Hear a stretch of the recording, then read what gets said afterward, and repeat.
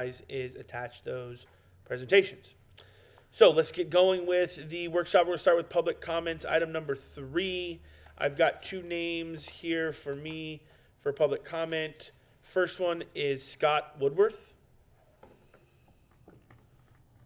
Scott Woodworth.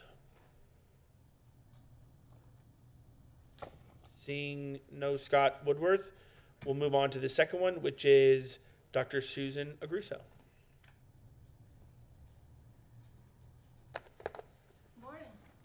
Good morning. Good morning. I'm Dr. Susan Agruso, and as you know, I was a superintendent. You have a long list of qualities to talk about today. I will say to you that each and every one of them is important. I would emphasize 2. The first being trust. Building trust with you, with the community, with the staff is critically important for our district. And I would also suggest that we need a superintendent who has the sense to recognize and maintain the really great work that is happening in this district, while also using data to identify and fix those problems that persist. But I have one more quality for you to consider. I suggest to you that we need a superintendent who believes in kids and their amazing capacity to learn. A person who knows that each child is unique, has their own gifts and aspirations, and will ensure this district offers a broad array of programs, supports, activities, so that each student can have an opportunity to become a lifelong learner, to be globally competitive. It is easy for us to say that no child or group of children are more important than another. It is something quite different to actually act on a belief that no child, no group of children is less important.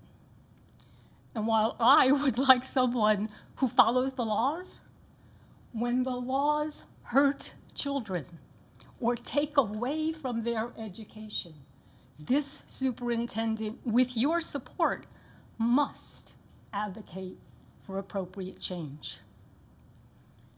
We ask a lot of this person, but if you're going to be a superintendent, or a board member for that matter, we can expect no less. Our children have a right to expect no less. Your task is to meet their expectations. Simply put, this is supposed to be about the kids. Thank you. Thank you. All right, so that concludes public comment. So we'll move to our first item on the agenda, which is board discussion with FSBA. Dr. Vogel and Mr. Reichert, come on up, and we'll talk a little bit about what you all found out with the qualifications, the surveys, and the meeting of the public. Thank you for coming. Sounds good. Thank you very much. Appreciate Dr. Grusso's comments, too, and they certainly are very important. Just to get started, I wanted to thank Amanda and Kevin and Omar Edwards for facilitating all our meetings with at the schools and with all the employee groups. They went exceptionally well. We were very impressed with your high schools. I mean, we you know, the new high school at Parrish is absolutely amazing, but Manatee High School, I mean, you know, after a full day with students, I mean, there wasn't a paper, the restrooms were spotless. Palmetto High, everything really went well at all the sessions. As far as the turnout, we ended up with about 1,633 surveys in, about 1,078 were totally completed. We actually got 25 Spanish surveys, which I thought was good. So we got input from there. We had 25 community members show up at our forums and a total of 31 staff people. And the question always is, you know, we did a lot of publicity. It's not a lot of people in numbers, but we got some valuable input. I always say it's not the quantity, it's the quality of the input we received. We did pick up some major themes. First, the board and the superintendent are listening, and that was very, very important. That was a major theme that we came up with. Also, academics are trending upward. People were pleased with safety and security. The millage was very positive, and people were confident that it was used correctly.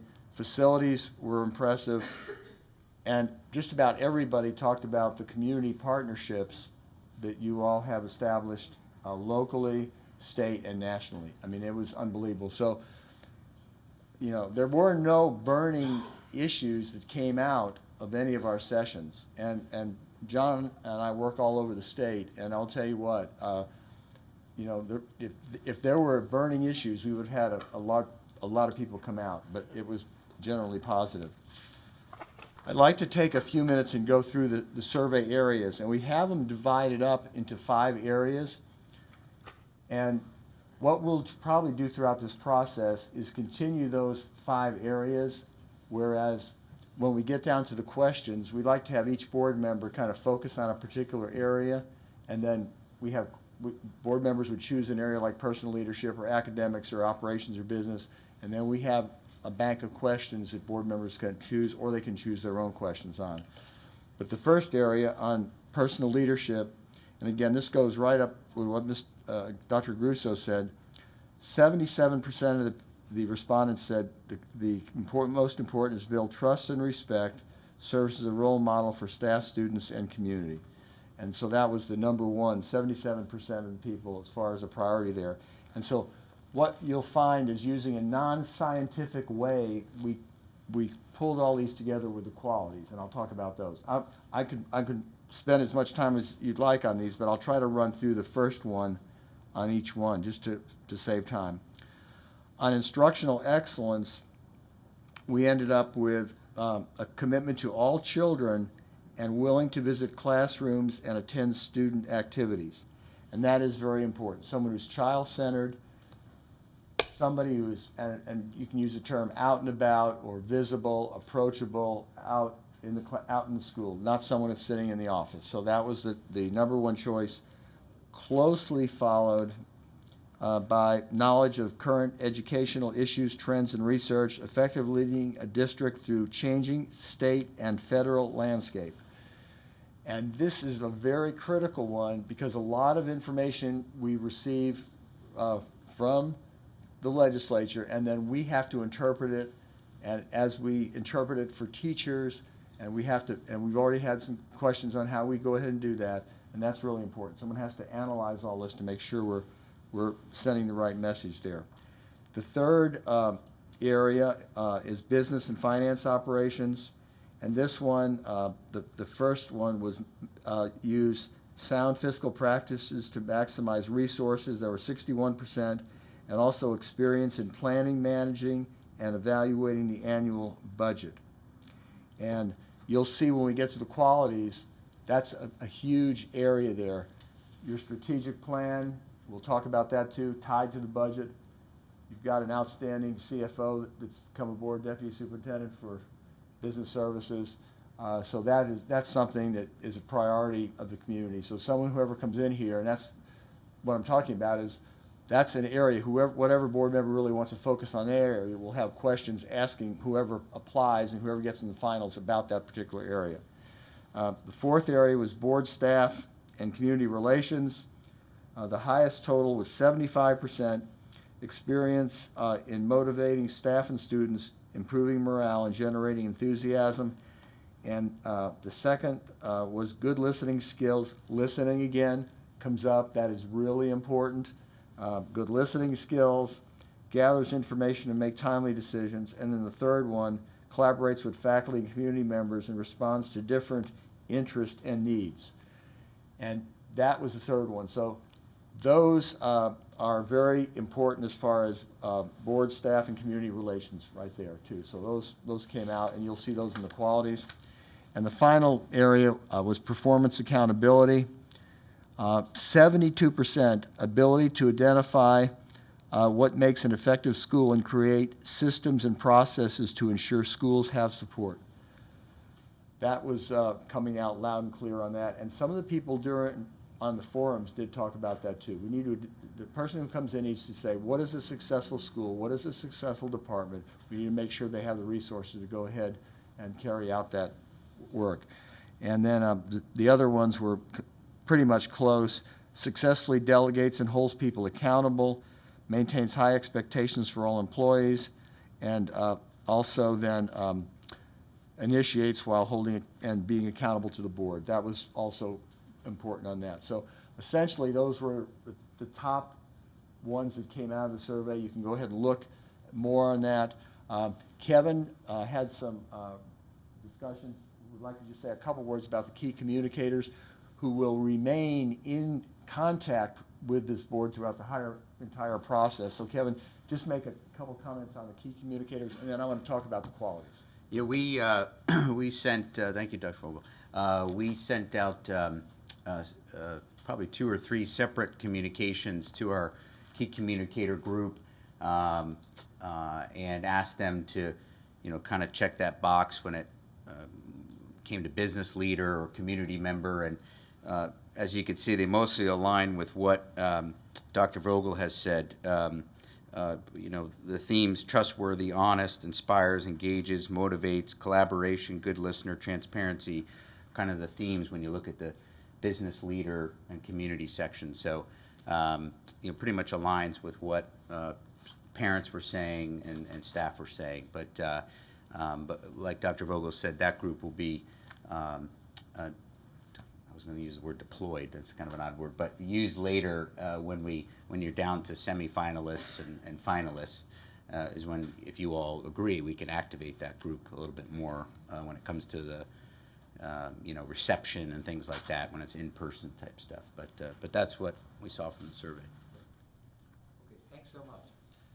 Dr. Vogel, before you go on to leaving the survey, Yes. were you about to go on to the qualities that Yes. or the projected qualities that you guys put together that piece?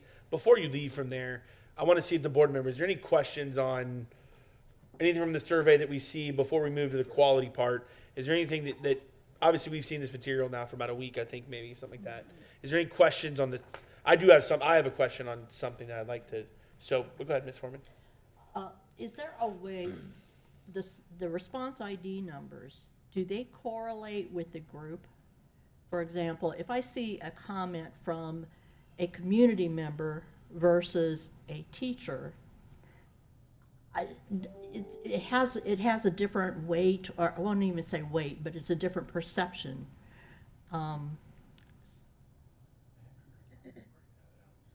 We might be able to disaggregate that, and we can check on that. Andrea, we can check with Andrea on that.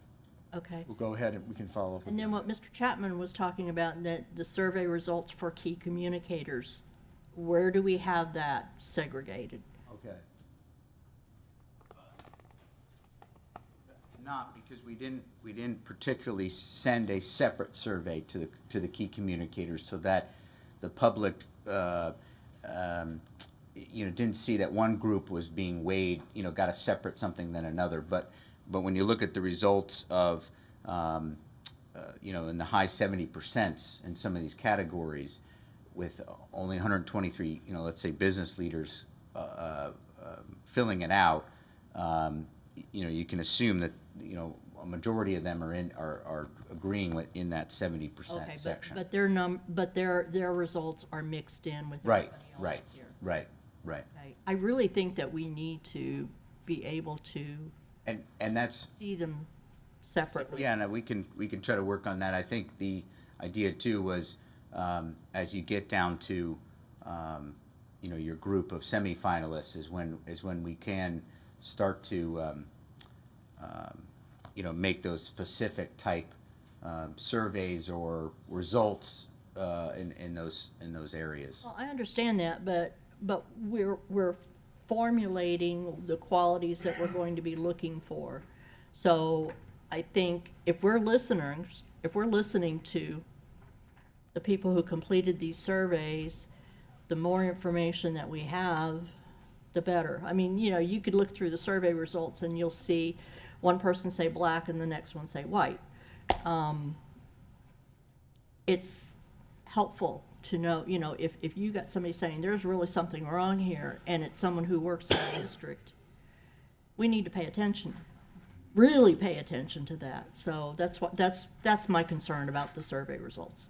Yeah, I would only add that there's and I'm sure Dr. Vogel's going to get to it, but there's that last section that says, please provide any additional information, and it's a write-in section. I actually Right. printed it all out. It's whatever how many pages this is, and I've gone through every comment in here and highlighted those that, you know, to your point, would be a concern to the school district. You know, if it said so and so at some school, da da da, you know, but there really wasn't that in here. So I understand your point, but also, That was the most you know, meaningful to me, not the, you know, check your box here.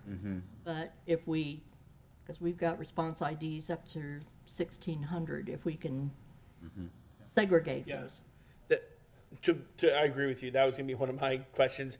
Because if you go to page 218 of the packet that was sent from Ms. Messina and board members, I'll tell you exactly which one I'm looking at. She sent it Saturday, February 25th, the survey results. So that's the packet that I'm looking at. Page 218 says number 8, please check all the stakeholder groups that you represent from the list below. So they could be potentially checking more than one. If I'm a business owner, I could be checking parent, community member, and also business leader, right? So I would, and I don't know how easy this would be, but I agree with Ms. Foreman. I'd like to see it broken into the 755 parent guardian, that group, their results. The results of the community member. Now, if they multiply clicked, it is what it is, but is that kind of what you're asking? Yes. I don't want to put any words, but I think that'd be nice to see, because I do want to. You know, you take the Manatee County School Board employee, that is 570, so that was the third most. Yeah, I really want to take that. That I may take a little more grain of salt, just because they're the employees, they're the people that are in the building and doing the amazing job. So I would like to see it broken up. I'm sorry I interrupted you. Do you have any other questions? No. That was it? Okay. So I want to piggyback off that. The other question I had, and maybe you were going to get to it, and Ms. Foreman kind of asked it as well. How do we know? I would like to know, and we didn't put names in there, so I guess it's not names who I'm worried about. But I would like to know, like, I just scrolled up and looked at response ID 1,555, right? Says politics. So I would like to, and I'm assuming that title was give me 2 or 3 things that you see that are significantly good or bad in the district. I think that's what the comments were. So I'd like to see, is that a parent? Is that a community member? Is that a teacher, staff member? Is that a community? So if we could just get a little more into those details, I would like to see that. Refined report. I would like to see it a little more. Now, I don't know how complicated that is with the system, but What we'll do is, we'll check on that. The other thing we can do is, we have a separate link, and Kevin has the emails for the key communicators. So Kevin can send the survey out to the key communicators, the 128, and then get that information back separately, and then we'll see how we can disaggregate it. okay. And go ahead and disaggregate that to get more information to the board. Okay. Okay, if that sounds all right. Do you have any questions? Ms. Messenger? I didn't have any questions. Ms. Bray? No? No, I was just gonna add on that, like they're saying, something, this report to be a little more refined. in Okay, it. great. That's Okay. all. Sounds good. Kevin will work on that, and we're checking with Andrea to see how we can disaggregate those areas. Like you said, one of the challenges is some people check more than one box, so we'll have to see how that goes. The other, If that's the case, their results, their comments, okay, can be put in more than one place. Right. we'll go ahead and see how we can go ahead and do that for you.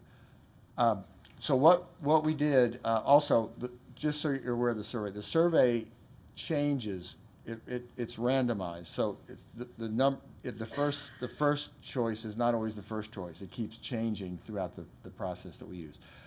So what we did in light of using a non-scientific method is we listed a draft list of qualities. And the qualities are something that we recommend you putting on the portal, on the website portal, so when people apply for the job, they see what the board really priorities are. And so then they, this is what the Manatee County Board wants. And so we developed these qualities in a non-scientific method from hearing from you during the pre-search interview, and then we went ahead and used the forum information and the survey data. So I'll just probably go briefly through these. We can get all of this additional data for you. And with the board permission, we can still go with the qualities or any additional ones or change them if you want to. But I'll just run through those real quickly here.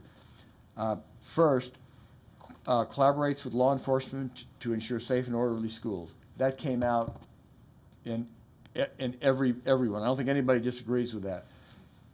Your system where you have the button that everybody has one was really impressive, and a lot of districts don't have that, to call 911. So that was one of the qualities. Continuing to improve overall student performance and narrowing achievement gaps. That one, I don't think anybody would have any question with that one. Ensuring that ESE, including gifted, needs, and ELL students are met. There were some positives about how we're doing it, but people felt that that needs to be a priority for the new superintendent, whoever comes in. Access and accountability of pre-K programs, and I think that's more important now more than ever. And here's the one, build and maintain open, honest, trusting, respectful relationship with school board, school leaders, and everyone else who interacts with the school board. Number 6, you all are working on the strategic plan, but I think everybody said it's time to update it and look at it and review it. And so whoever comes in here is going to need to really understand how strategic planning, also how it ties in with the budget. It's in the statute that it has to connect with the budget. And this is a good time to kind of be thinking about that. Leading with a vision for the future that honors traditions and past successes. I think I've heard that from board members and everybody in the community. High standards of integrity, ethics, listens and humble yet decisive. Now, number 9, this one, the controversial issues, things that are easy to solve never get to the board and the superintendent. That's what is the challenge, the biggest challenge, I think, of the board and the superintendent, because that's the type of issues that we deal with. That's why we're here. So we have to have someone that can listen, build a consensus, listen to the parents, listen to the community, bring the board together and solve these issues, just like this board has been doing, and that's one of the things that was very positive. So if I were asking some of these prospective applicants a question, I would ask them for an example of how they've done that, because I think that's kind of a big challenge the way I see it. Because if it was easy, we wouldn't be dealing with it. Okay. The next, approachable, visible, and available, willing to visit schools, someone that's out and about, someone use the term out and about, experienced communicator, partners with local business to ensure career tech programs in Manatee Tech are meeting the employment needs of area businesses. I think Manatee Tech just recognized for their completer programs. Pretty amazing what you all are doing in career tech, but career tech can never stand still because of some of these industries that are coming in here and the jobs that are available that we've never heard of before. So, I mean, that's something that somebody has to have some knowledge on that. FEFP, Florida Education Finance Program, and their school business operations such as food service, maintenance, transportation facilities. This is a big operation. Someone's got to understand the business perspective of it. You've got some good team people in that area, but but someone's got to have a perspective on that one. Partnerships, I don't need to say a whole lot with that, but working with the legislature, which you have very, very influential people, legislators here, and also business leaders to plan for growth and population shifts. Seems like you're doing well with that. I mean, someone's going to have to be out there, because the superintendent is not only an instructional leader, but he is a community leader, someone out there interacting with the community. Also, appreciate the employee dedication and commitment, recognition of employee, faculty, and students. Teachers are working harder than ever before. It's a whole new, another subject to talk about, how we can build morale in that area. Someone needs some experience with that. We talked about data, and then also delegating while holding self and others accountable through a fair evaluation process. So these are the qualities that, through a non-scientific way, we've kind of pulled together. So my question is, are there some we've missed? Are these pretty much cover the waterfront, or? I'll start, so Ms. Messenger doesn't start, or I'd ask her to start. I like them all. The one that I would like to see added with the board, them deciding as well, is I think Superintendent Saunders has done a fantastic job over the last 5 years of adding innovative programs and being willing to go and do the research and find those programs. And I think that has to continue. The Guy Harveys of the world and all those things, the WASET, all those things that are happening, didn't just walk in the front door and they knocked on the door and said, hey, we want this program to be in your classrooms. This is something that she was either at a conference or whatever, saw it, stopped, said, what is this? How can, and had the interest of adding it to the school system. So I think that a quality that I would like to see added with the board approval as well is, and I don't know how you word it,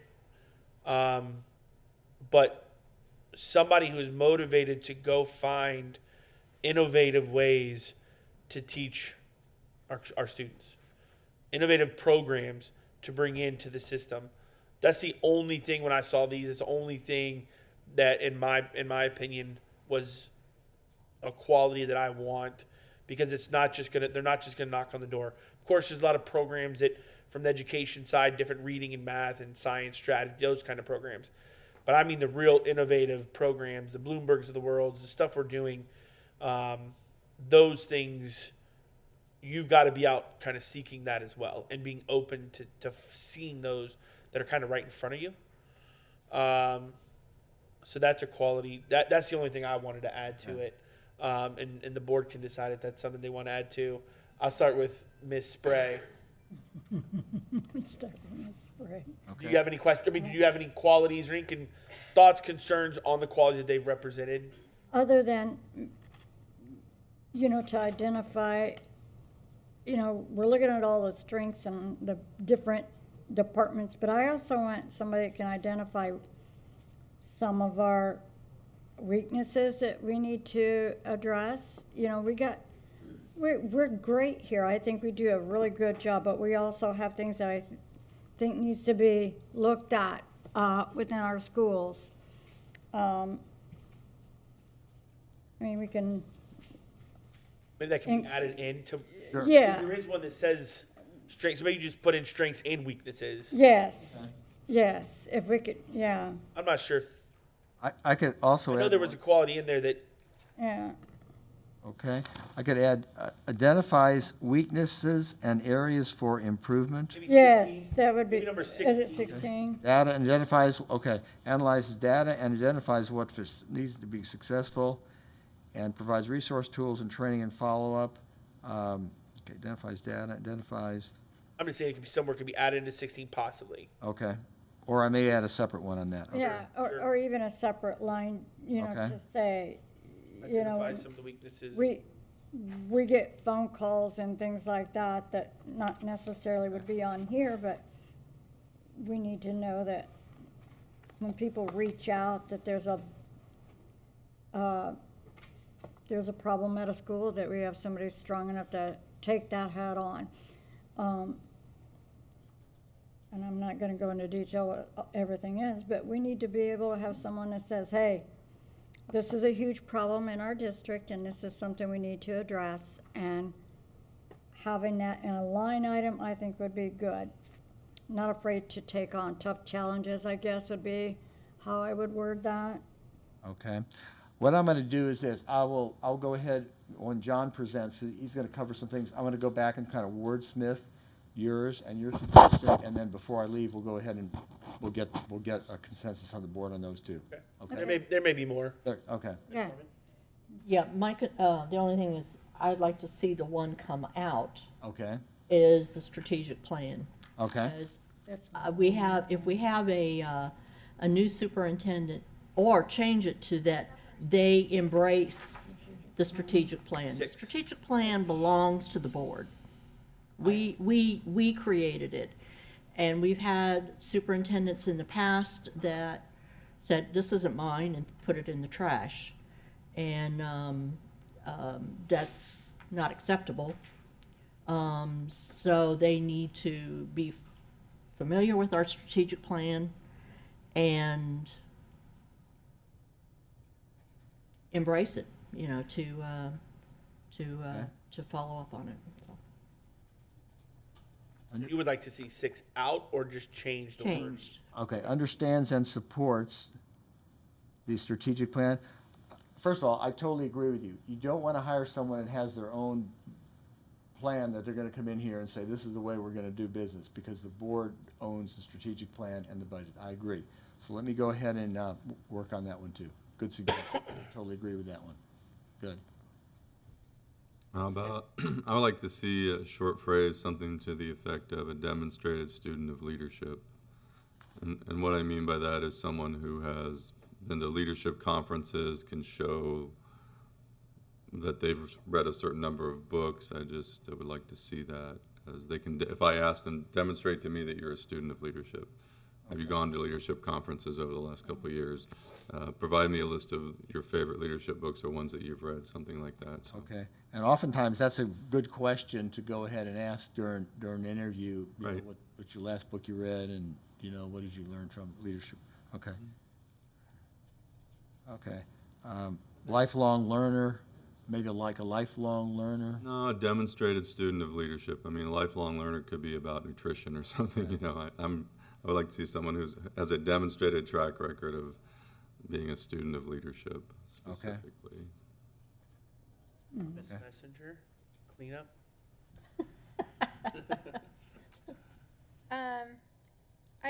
Just a couple comments about some things that were said. I think, to your point, I think my expectation is that whomever we pick, it will be a given that they come in and assess and determine, oh, this is working, or oh, this, I think this could be perfected. I saw this in my district and this worked better in this other way. Or, Right, you know what I mean? I expect that, you know, whomever we pick, they're going to have it look through everything through a different lens. I mean, as much as I agree with you, we're in a great place, there will always be things that we can say, gosh, maybe we can try to do that better, or, you know what I mean? So, to me, that's a given. You know, however we word it, it doesn't really matter to me, because that would be my expectation, that you're gonna come in. I'm not looking for someone that's gonna make rapid changes. We don't need that to come in, someone to come in, march in and say, here's my plan. I'm not asking for that. But I do think it's a realistic expectation that whomever is chosen, they'll, I'm sure, take a year.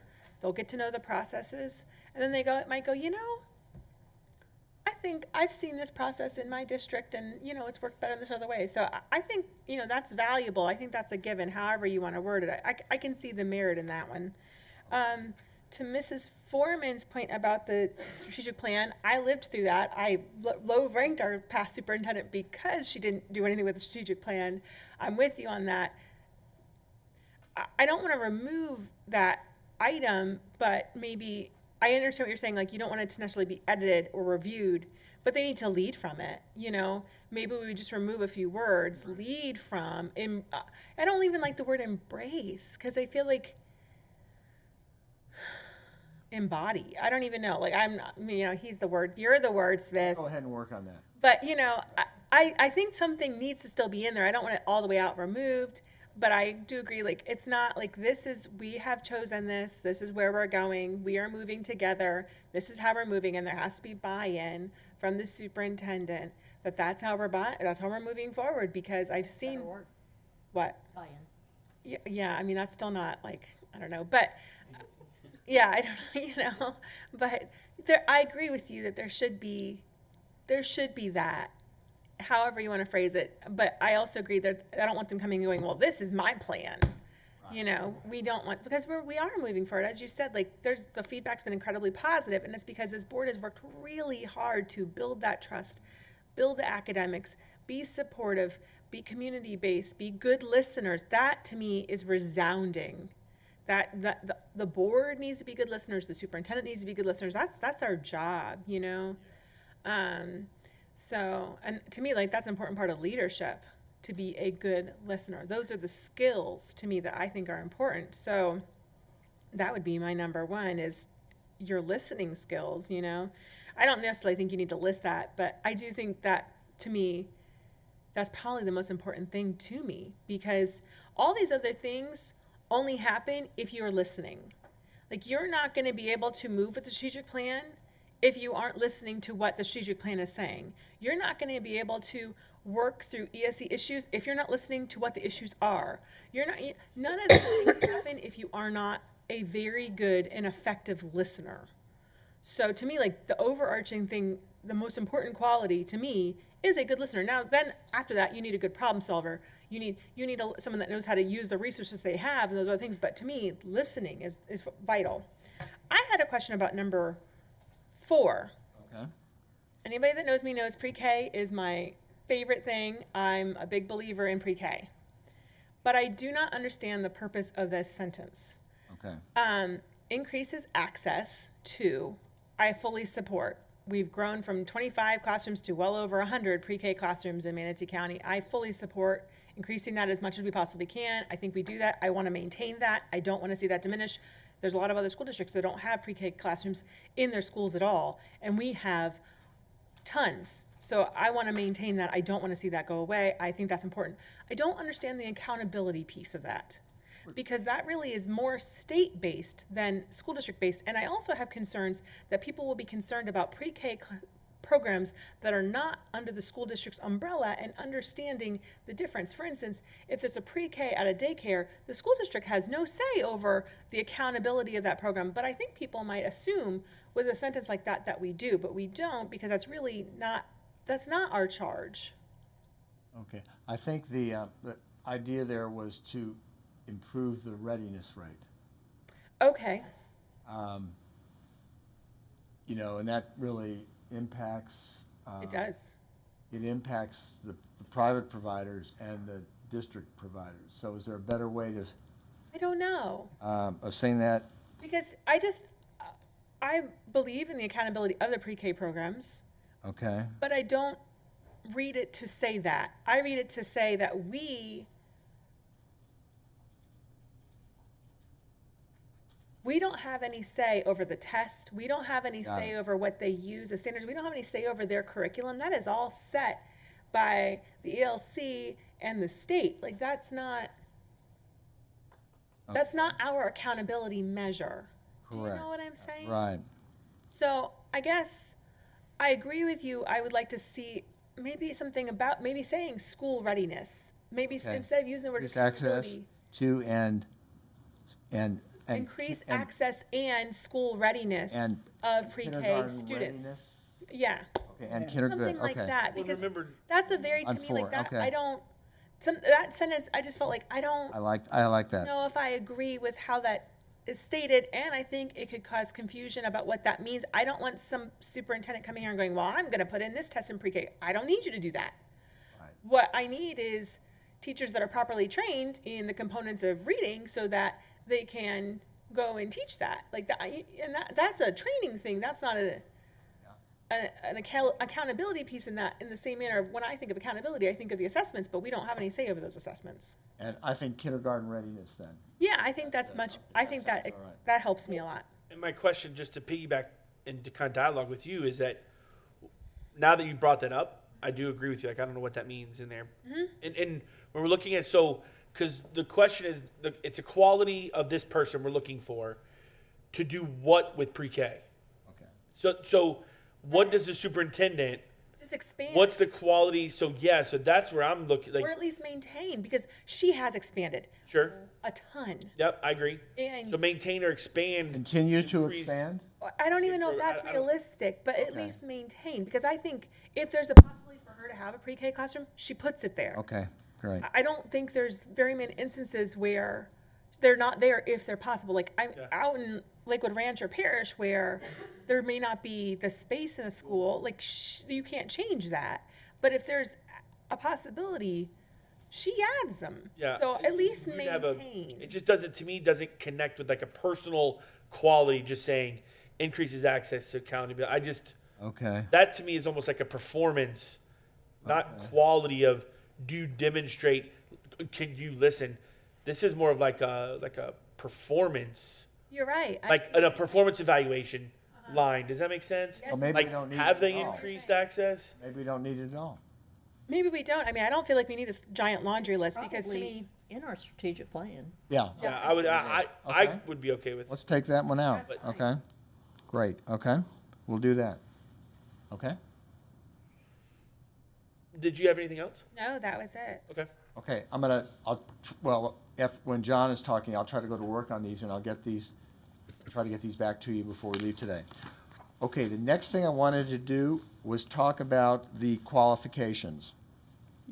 And I believe that you have that information also. Okay, our recommendation. What we're recommending are, as far as required qualifications, are a master's degree from accredited institution, 10 years successful administrative leadership experience, and recommending it be pretty much general and pretty much wide open. We're not getting too specific with the job market, and we're not trying to really exclude anybody, because every application that comes in, the board members see, and they're posted. So that's why with this current environment, we're kind of being more flexible. Now, the way it's worded and what we heard throughout this process is that people feel that someone who is an educator would probably be the best person for this job, instead of more of a non-traditional type of person. I'm not saying these qualifications close the door for a non-traditional person, but we've kind of left some flexibility on that.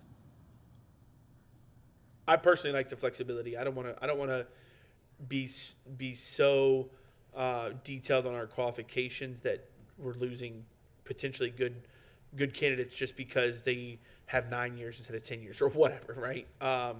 So I do like, I'm okay with the qualifications. Okay. I'll go around and just see if anybody else wants to add or whatever. And the other ones are preferred that you see there, and they're Yep. not required there. Mr. Tatum, did you have any ones in those qualifications that you'd like to add or subtract or change in any way? I was curious about the salary range. How did we come up with that, Mr. Vogel? Okay, salary range, we did was we have the salaries of all of the superintendent's latest salaries. And we looked at a starting salary that was lower than you're currently paying the current superintendent. And then we looked at what other districts are paying and what districts applicants are going to be applying for. And at the top end, Collier County is at 268. And I've had people call and they say, well, I'm thinking about applying for Collier or Manatee. I've also had some people call, and I'm finding they're making even more than that might be interested in it. Doesn't say you have to pay that, but it gives you a range. That's how we came up with the range. I'm just concerned if we make it less, we could lose some applicants, and the board has the flexibility of negotiating the salary for it. So it just gives the board flexibility. And that's just the base salary. The market has changed for superintendents. So I'm not an expert Right. in salary range determination, but I would rather go higher than lower. I mean, there's the old adage, you get what you pay for. Well, that's why we went, 195 seems like very, very much on the low end of the scale, and I don't know. I mean, this is a good discussion point, but I've thought, if we pick the right person and we go, well, you only got a master's degree, so you're only going to get 230. Now, if you had that PhD, we'd give you 240. I mean, I just want to provide the person if you go out and look at an organization, I did this of the size of the Manatee County school system, 6,000 or 7,000 employees, like a business at that size, and you look at the CEO of that organization, they're making well over $500,000, if not more. I'm not suggesting we pay $500,000, but $300,000. I mean, that's 30 to get the right person, to attract the right person. Another $30,000. But I'm just would like to have that discussion. 250 to 300,000, somewhere in that range, to make sure that we're getting those people you talk about, like the best of the best. But I don't. we're definitely fine with that. We just try to balance it on, what other districts, where other districts are right now. Brevard set theirs at 225 to 300. They just set theirs at that. The salaries are going up for superintendents. So Because of demand. It's because of demand. Yeah, Ms. Foreman? Yeah, I watched the salary discussion over at Brevard, and I think someone wanted to come in low, under the 200 range, and they eventually, I guess, went to 225 because they don't want to discourage people, and 195 would be a slap in the face for someone in a big district. And I think we're borderline big district. So I would like to see us just match Brevard, because we're much better, we're a much more attractive candidate than, I hope they're not listening. Oh, they're going to watch this. You watch them, You they're watch watching it? you. Yeah. But we're much better, we're more attractive candidate than, Bias. I won't say why, but, so I think if we match Brevard, we're gonna do all right. What's the size of Brevard, out of curiosity? 74,000. Okay. See, We're just below them. Chair, if I may. Yep. Go ahead, Ms. Spray. With that, I mean, the preferred qualities, you have experience in a school district with 10,000 students or more. I think that needs to be changed, because 10,000 students is a very small district, so to me, it doesn't match. You have 10,000 students here, but you have a salary range that goes to 40,000, so it doesn't match the thing. To me, I think that qualification, as experience in it with more than 10,000, I think it should be more like a 40,000 student base. 40 to 50 or 40 to, How many- 30 would be all right. My concern with that is, and you can answer this, Yeah, go ahead. is there's only going to be small amount of, once, as you go higher, we're again, and I know that's only a preferred qualification, not a required, but as you go higher in that population, you're going to eliminate potentially candidates, because there's not, I don't know how many schools, I guess, are over 40,000, but it's not the majority, I would say, are under what we are, far under what we are. And so I just don't want to get to where we're eliminating too. I don't think we would eliminate somebody from applying. I really don't. I would not want somebody to get in here that's only dealt with 10,000 to 15,000 students and come in, and here we are at 55,000 students. That just wouldn't match up with me. I just think that, I really do. I think you're sending two messages here. We're gonna pay you to match Brevard or whatever county that has a high student base, but the expectation is at least 10,000. I mean, I just don't, I think no, I think if we had somebody that's gonna apply that's only, been over 10,000 students, they're gonna come in and see that, wow, this is a lot bigger than what I'm used to. You're gonna get a little small rural district from, and it's just not Florida, it's just, a national search. You get somebody coming in from, rural Indiana or Kentucky, Tennessee, any, Midwest, they're gonna see a big difference in coming to a 55,000 student base. So I just don't think that matches. To me, we're paying for a big district superintendent, but we're not showing that we have, I just think that should be, I don't care if you put in there 10,000 to 40 or 50,000. If you put a range instead of just saying this is the minimum, I just think the minimum of students should be increased and up from there. I just think the minimum's too Dr. low. Vogel, why was 10,000? Yeah. I mean, just give it, what was that number used? The Manatee, when you look nationwide, is one of the largest school districts in the entire country. Right. Because most of the school districts are so small. And so we wanted to have, and we made it preferred, that's why. That's what the challenge, that's basically what the challenge is. We don't want to we'd rather have it more open for applicants than restricted. And we could go ahead and put a range in there.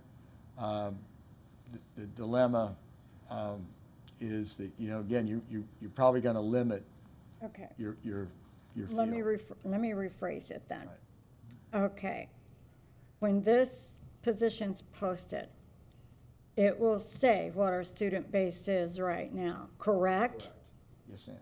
So they would know, oh, okay, this is a lot bigger district than what I'm in now, if they're planning to relocate to our area. So, I'm okay with that, but I still want, the posting to say, currently, our student base is 55,000, projected to be by the end of whatever. I don't know. Maybe put something like that in the language. Well, I'm asking the rest of the board here, what, we've got a lot of growth coming on. We're going to be up to, 60,000 students in no time, I think. No, I think our number, of course, what our number is right now has to be, 52,000, it's in the first and paragraph. it will be, I think. You'll yeah, it see is. that, John's gonna go ahead and In the go big Right. thing. Okay. I don't, me personally, I don't think we need to necessarily change to 10,000.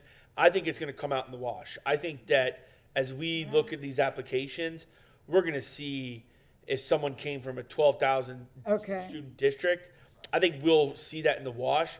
I just don't want to discourage people from applying, and they could be really good. Oh, I don't want to discourage. I'm just saying, the range thing more Right. than anything. As long as it's somewhere in that description, that this is what our student base is now, and I don't know, even a breakdown of whatever demographics you want to put it, Title I and so forth. We actually tell, when applicants will call us, and we'll tell them, if they're, have a 2,000 student school district, we say, Yeah, not for you. it's not gonna work. Okay. But that is very, very good conversation on that, so.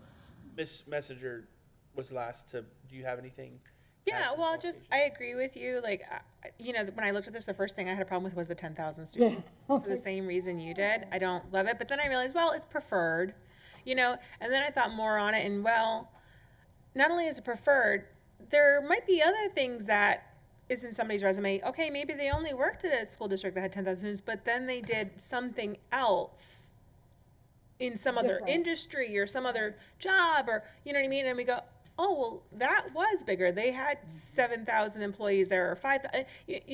There's, I don't know. I see the value in leaving it open is my point. I think that they're, like, I'd rather see what type of individuals we get. So I can see the value in leaving it that way, but I do agree with you. That was my first concern as well, because I don't want someone that doesn't understand How big we are. how big we are. Yeah. because that's a big thing. It's different when you have 4 schools versus 60 schools. I mean, that's a lot to manage. And to Mr. Choate's point about all these different programs, you can't do that in a small district. So to understand the value of that and understand that you have the capacity to do it because it's bigger is important. About the salary, I agree in upping it. I think that makes sense because I wouldn't want someone to not apply thinking, oh, well, it caps at, and I'm not going to get, you know what I mean, what I think I should get, or, you know what I mean? Like, if there's something really great, I'm willing to, I think the board would be willing to at least have that conversation and say, well, what's a reasonable amount? So I'm totally in favor of doing as what Mrs. Foreman said, or up to, I don't know about the 250, but the 225, or matching Brevard to the 300. I'm in favor of doing that. I think that that's a reasonable thing to do, just so that, you know, we're sending the message, we want you, and we're open to that. I mean, that's going to be a negotiated item at some Right. point, which is, so. Yeah. I agree with, I know Mr. Tatum brought it up first. Ms. Foreman talked about Brevard. I think that the bottom line is, we're competing against other districts, and there's, you know, $20,000, $30,000 difference because we cap at 270 compared to 300 is a big difference. So I don't want to shortchange ourselves from the jump because we're going to lose out on maybe 2 or 3 applicants because of the price, and that is what I mean, because of salary, and that is what will happen. I mean, there's no question. I mean, why would you go and work somewhere and make 30,000 less if you work somewhere else and make 30,000 more? So now, granted, I do agree with you. I think we have a lot more to offer than other counties, but that's beyond the story. But we do have to match. So I would definitely be for going up to 300. I don't know where the bottom is. Yeah. The bottom to me, I don't know. I mean, I don't know where the bottom, but I think the top does need to go higher than 270. And I'd be comfortable with 300,000. I appreciate Ms. Foreman's research on it, because I will tell you, that helps us a lot, because I'll tell you, I've been talking with some people that are very interested in applying for this job, and that is going to really have them focus in on this district. I will tell you that. Yeah, I don't know if we, Go ahead. Any Mr. Vogel, that's again, I'm not an expert in salary negotiations, but that's a big salary range. I mean, It is. 85,000. I mean, to me, you pay somebody for the responsibility that they have. But I'm not an expert in this. Help me understand how we come up with such a big salary range. Well, it's mainly, it gives the board flexibility.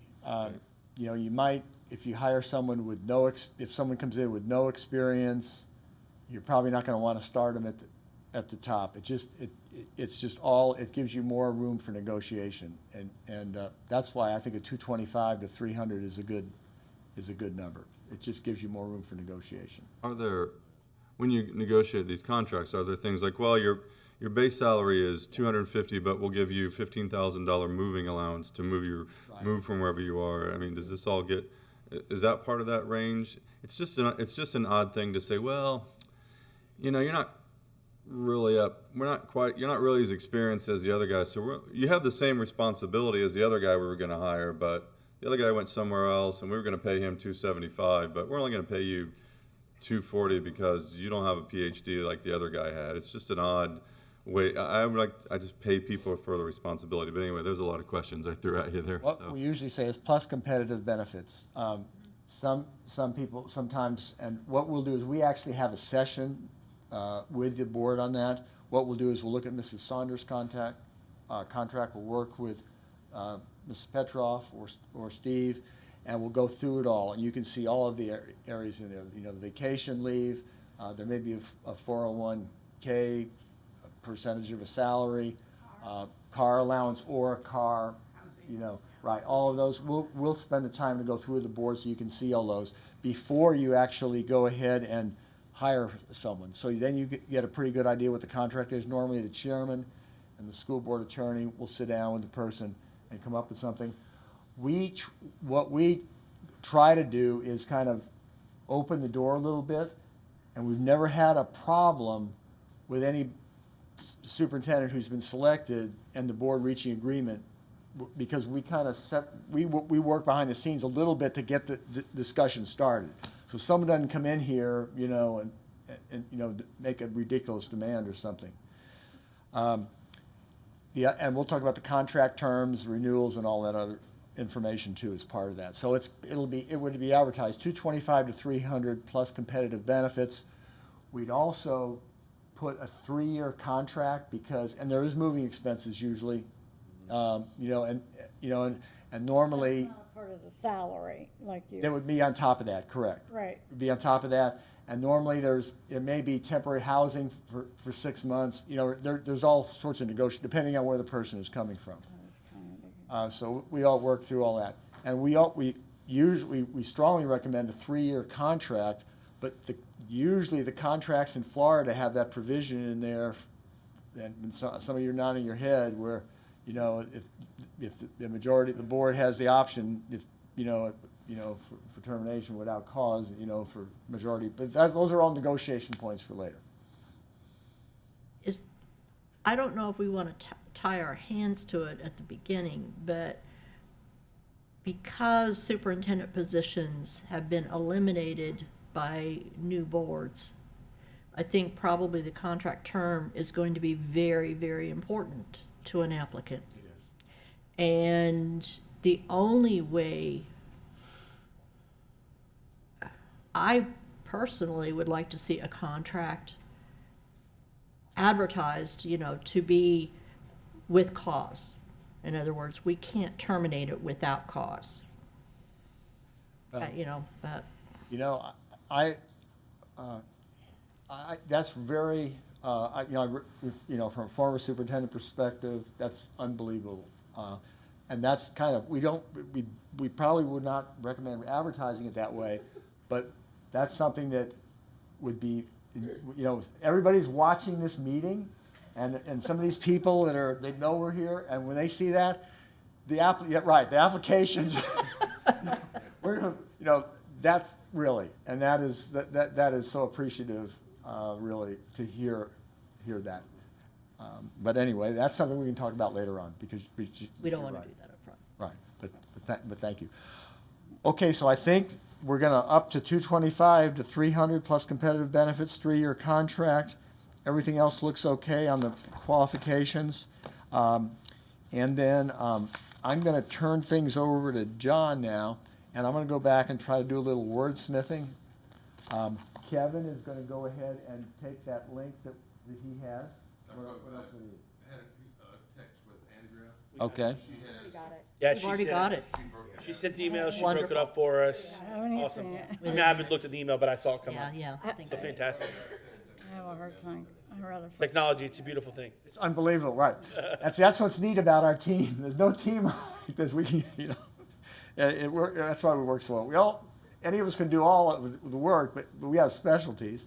And if Andrea's not here, she's here somewhere, virtually. So John's gonna go ahead and take it. I'm gonna do some wordsmithing here, okay? Thank you. Thank you all so much. I appreciate it. Very productive time. I don't see that. What you Dr. said, what Vogel, you're saying, good, yeah. good morning, board members. I think in your packet you have the advertisement venues, a sheet that has the 5 or 6 advertisement venues on them with the cost associated with each venue.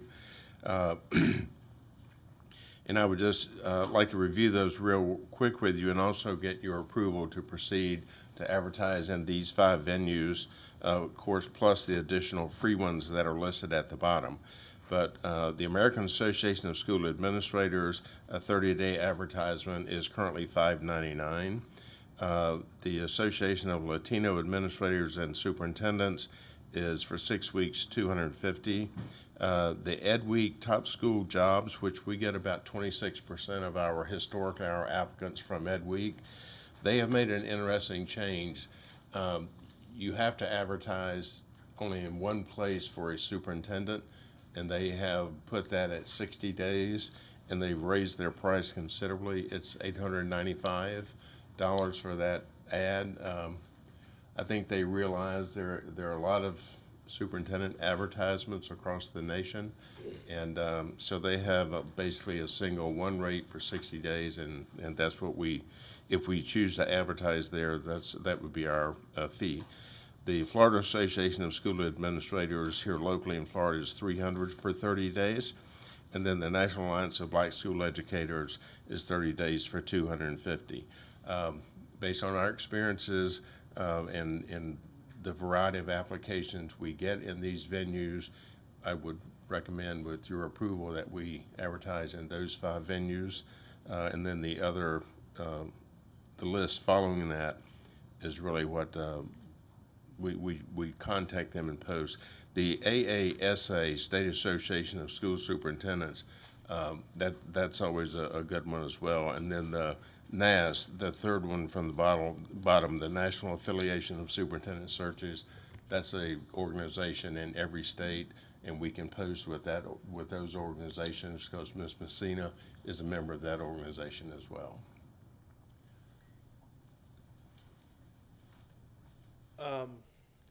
I don't have any comments. I mean, I assume Okay. you're the professionals at this, and if this is what you recommend, then I'm good with it. My only thing is, I mean,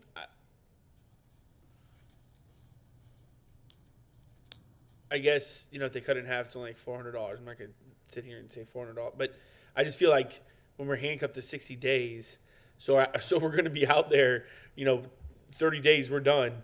Our advertisement in Education Week, Top School Jobs, gonna be out there for another 30 days, and then, but we're already moved past that. So what does that cause, Well, or will they just pull it? our advertisement will certainly have a closing date. I think it's what, I forget your advertisement end date, but that is in the advertisement. Applications must be received by this date. Right. And certainly after that date, I can call Ms. Braxton with Ed Week and say, look, the period's over with, you might as well take it down. Okay. Because we And don't at that want- point, would they adjust the price? I'm just wondering, or no? I don't think so. I've already made that request I of just, her. I just like we're paying for days we're not getting. I mean, Right. so Yeah. why? Yeah. I did contact Ed Week and just say, look, all we want is 30 days, and they're saying, no, that's our rate to advertise for a superintendent. Okay.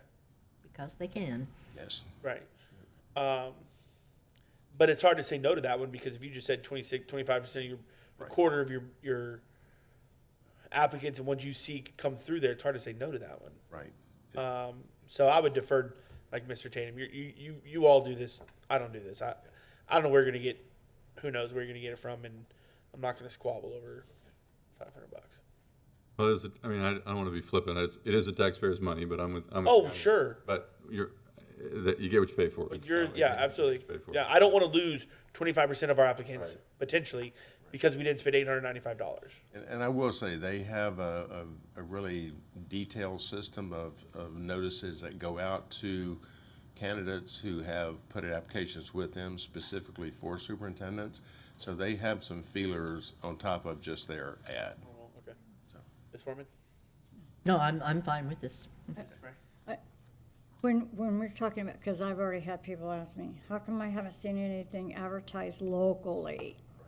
Okay, is there anything in this budget for like local news outlets or, I know people watch and all of that, but, oh, I read the paper, I don't see anything in the paper. I'm like, who reads the paper anymore?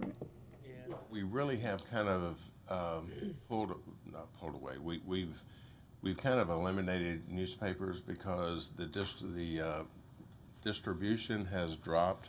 The prices are extremely high for an ad that is going to contain all the information we'd like to have in the ad. We certainly could contact them and see what the cost. I mean, just even a small little thing with these, for applicants can go to these sites. Maybe not a big ad or anything like that, but just something digital. It doesn't have to be a printed ad, just something digital with locals. I'll work with Michael then to see if we Yeah, can just, at least something minor. yes. And at least refer them back to our site if you like. Yeah. Because we'll Yeah. have a icon on the superintendent search site, how to apply and that. So we'll put that on your website here as well. We'll ask the news folks if they can put a link to it when they run the stories. There you go. Yeah. Appreciate it. Yeah, go ahead. advertising locally, just doesn't seem professional. I don't know how to put it, but we will have, Mr. Barber will be sending out through our communications, you know, to the local newspapers. That's free advertising. Yeah. You know, he'll be sending news releases, and so it will get, that information will get out that way.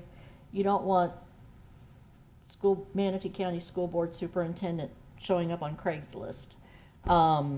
Just, it's not, I we're, get we're that. after professionals. I get that. I just want to make a point to the community that have reached out to me and said, will I see it in the paper? I'm like, I don't really think it will be that. It's more, go through the Florida School Board Association. You'll see a link there, I'm sure, as well as our website. So this is more, I just want the community to know that this isn't a classified ad for jobs.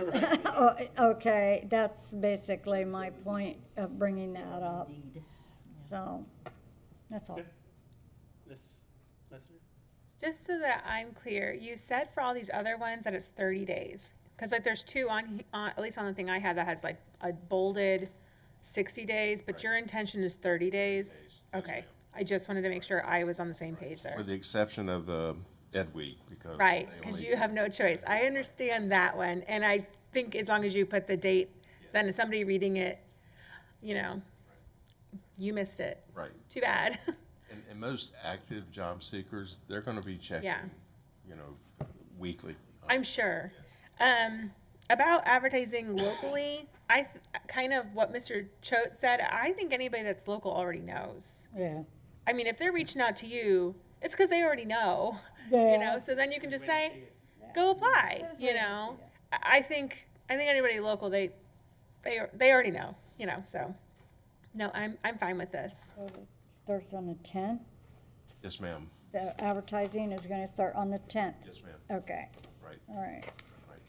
And I'll work with staff we'll, you know, get that introductory, just an intro to the top of the ad. We'll put in the population of students. We'll put some of your magnet programs in. Mr. Barber's already has a draft paragraph that will kind of lead off the ad. So we're set and ready to go with that. Once we now have the qualifications, I'll put that into the ad and, you know, complete that. It's kind of filling in the blanks now, and we'll be ready to advertise on the 10th. And to make sure that we add taking applicants through the 10th Yes. of April. Yes. So it's a 30, Yes. that 30-day window, so it will be, we'll begin and end. Closing. Okay, okay, And the ad will say that, you know, all applications must be submitted to me prior to midnight on the Right. deadline date of April 10th. okay, Yes, ma'am. okay. That's really all I need, Dr. Bowman. Board Chair. Okay, great, thank you. Thank you. Great. Do you need more time for your wordsmithing? Yes. Okay, we'll do, yep, that's fine. No, we'll do a recess. Okay, fine. We'll do a recess That for, sounds great. okay, we'll say, 10-minute recess. To get that done, you can come out and present that last thing, and then we'll move on to the next item. We are in recess.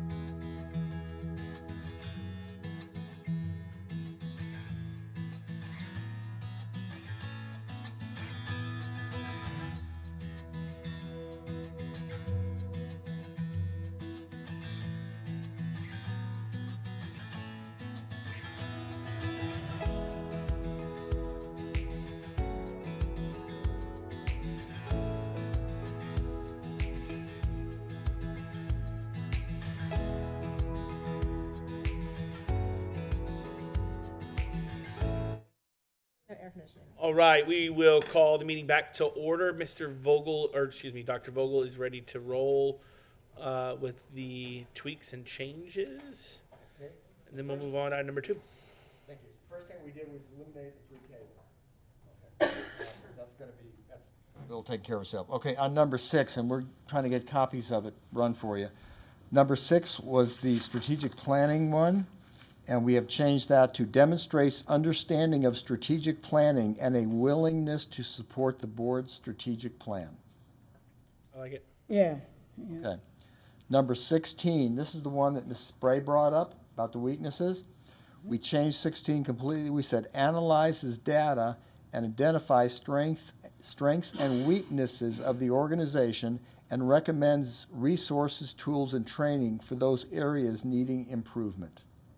Perfect. Very well. Okay? Then we had a new one that Mr. Tatum suggested. Provides evidence of leadership based on past educational experiences. And I can add to that if you'd like. Can you read that again real quick? Yes, you should have a copy of it now. yeah. We've got it. Provides evidence of leadership based on past educational experiences. Thank you. That's real. I mean, obviously they have provides evidence of leadership based on. No, I was just looking for that demonstrated student of leadership. I mean, maybe in the world I come from, that's a specific way of wording that. Like, I can see that you have, over the course of your career, been to conferences. You have Okay. educational opportunities. It shows up on your resume. You've taken leadership courses. That's different than the wording here, which is provides evidence of leadership passed on. Yeah. May I? Sure. Yeah, go ahead. I have, I'm a serial conference attendee. The fact that someone reads the stuff or even goes to conferences and doesn't demonstrate that they know how to lead. And I would rather see a demonstration of leadership ability than somebody who's going to sit down and read a book. Well, it's just one of the. I mean, that's one of the qualities. It's just for me. That's something I wanted to see. If we don't want to go with it, that's fine. I mean, they obviously have there are other things on here that talk about Oh, yeah. leadership in general. I would just like to see someone who has actually taken the time to study the subject, so to speak. Well, I don't see that as a consensus among the board. I see that as yours. And that's, and we're all going to have our own little quirks, of, that will show up in interviews, I but. don't think it needs to be under a qualification, but certainly I would expect something like that to be on their resume of what they have done to, I see where you're going. You want to see that they have demonstrated leadership qualities and that they've been active in institutions that, Well, that they've gone to specific leadership conference, it's fine. It's just, when I'm looking at someone, I can tell if someone's just been a leader, quote unquote, or someone who's actually been a student of leadership based on the conferences they've gone to, the academic courses that they've taken. You can see that in their resume, but that's fine. It was just you're right, I could tell from looking at their resume and just asking them questions, and if we don't have a consensus of it being in there, it's not a big deal to me. How about this? How about we have that they demonstrate participation in professional development? there you go. How about leadership professional development? No. Yes, yes, There's yes, all yes. kinds of professional development. Well, I don't think, I mean, Because leadership professional development is different than I went to Yeah. a finance conference or I went to a right, no, yeah. academic conference on reading curriculum. I mean, But if they went to a finance conference, they would win my heart. I think, I know they would, but this. I do think that we're gonna see it in their resume. But I don't mind because Yeah, There isn't anything in these that say that just focus on leadership. I think all of these things are qualities of good leaders, etc. But it doesn't necessarily say anything about a specific leadership quality. To what Mr. Tatum's point is, I don't necessarily.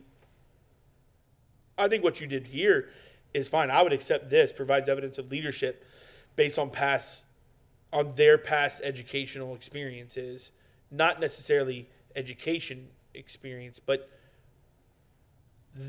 so I think what you were trying to put at was they are going to prove or provide evidence that they did some leadership education, that they've experienced that. That's what I read when I read that. And I think that's kind of what you're getting at, but it's just not worded the way he wants it worded. That's what I was trying to do. I was trying to get the wording right. I was having a little trouble with that. yeah. Sure. Well, it's fine as it is. I mean, education to me means I went to a course and I took it. I'd like, conferences. Some of these guys might have written books on education. Maybe there's an article, professional article, someone has a doctorate, they wrote an academic all in journal their article resume. on leadership. And it'll all be on, but that was a quality that I'm looking for. This is fine, Mr. Vogel. It gets the point across. We don't need to haggle about it too much. Okay.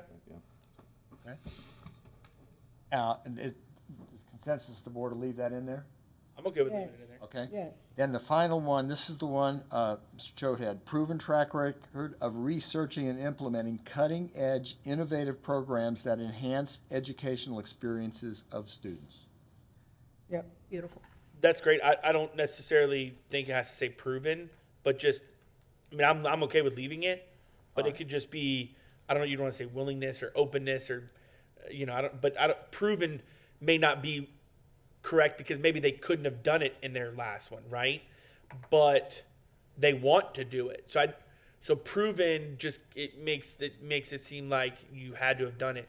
I think, and I don't know what the word would be, openness or willingness or something like that, but Miss Messenger had her hand up, so maybe you had something. I was just gonna say, I thought that part of the goal of that one was also to maintain Sure. successful, innovative programs in the district, right? Yep. Okay. Yep. So I mean, there's some piece I would that say of like, maintain and and research, sure it could be cutting research. edge. Maintain. Well, no, because that's not what we're saying there, because right there, what we're saying is we want you to bring new things. Right. And I'm Yeah. fine with that, We want an openness and But- willingness to bring in new things. but also support of the ones that have been Sure. successful Absolutely. here. Maybe that's a given. Maybe that's another thing that's a given.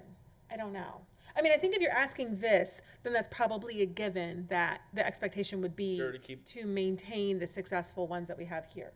We maybe that's talk a about given? that too. We have one of the qualities that talks about that Okay. too. It Maintain says the- bills and maintain, on the community, state and national partnerships. Let's see, state, yeah.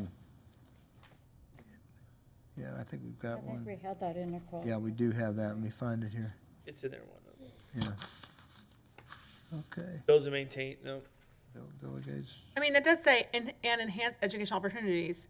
So, I mean, I guess you could argue that that's what that is. Like I said, maybe it's a given. Maybe it doesn't really matter if you say maintains. I mean, I'm fine with that. I just don't think it needs to have proven track record. Okay, I think just take that out for whatever, and I think we'll be okay. okay, I'll put, Because maybe they couldn't have implemented these things because, the program was like, oh, you're not big enough, or whatever, or they didn't get the board consensus, or whatever, right? But they still tried. so I could just say researches and implements, Yeah.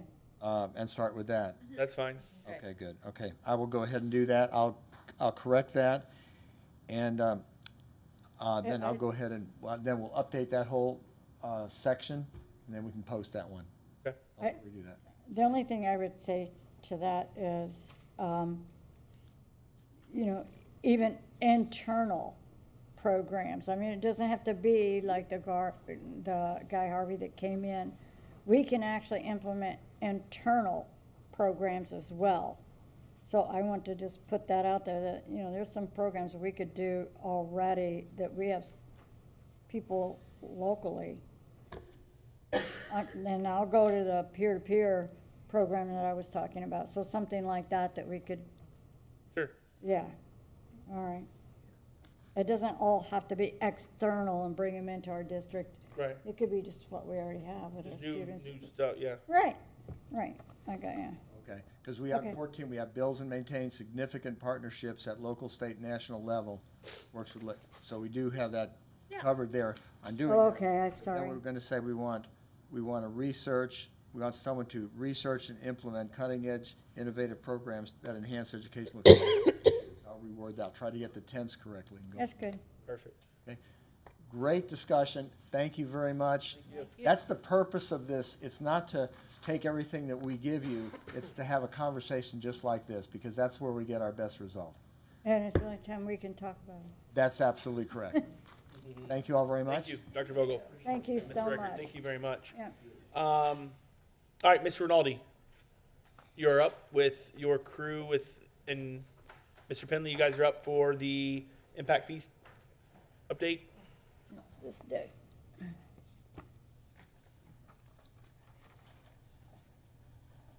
Good morning. Good morning. Good morning. Rinaldi is motioning me to go ahead. Gotcha. I'm Mike Penley. I'm with the Department of Construction Services, and I have with me today Carson Bice of Tischler Bice. Tischler Bice was chosen to conduct our impact fee study. The reason we chose them is they've conducted our original study back in 2001. They conducted a study in 2016, another one in 2017. So they have extensive experience within this community. They've also worked on impact fee studies for Manatee County, and they've done over 900 studies throughout the United States. Many of those are with school districts, and many of those were in Florida. So we felt that they were the most qualified firm.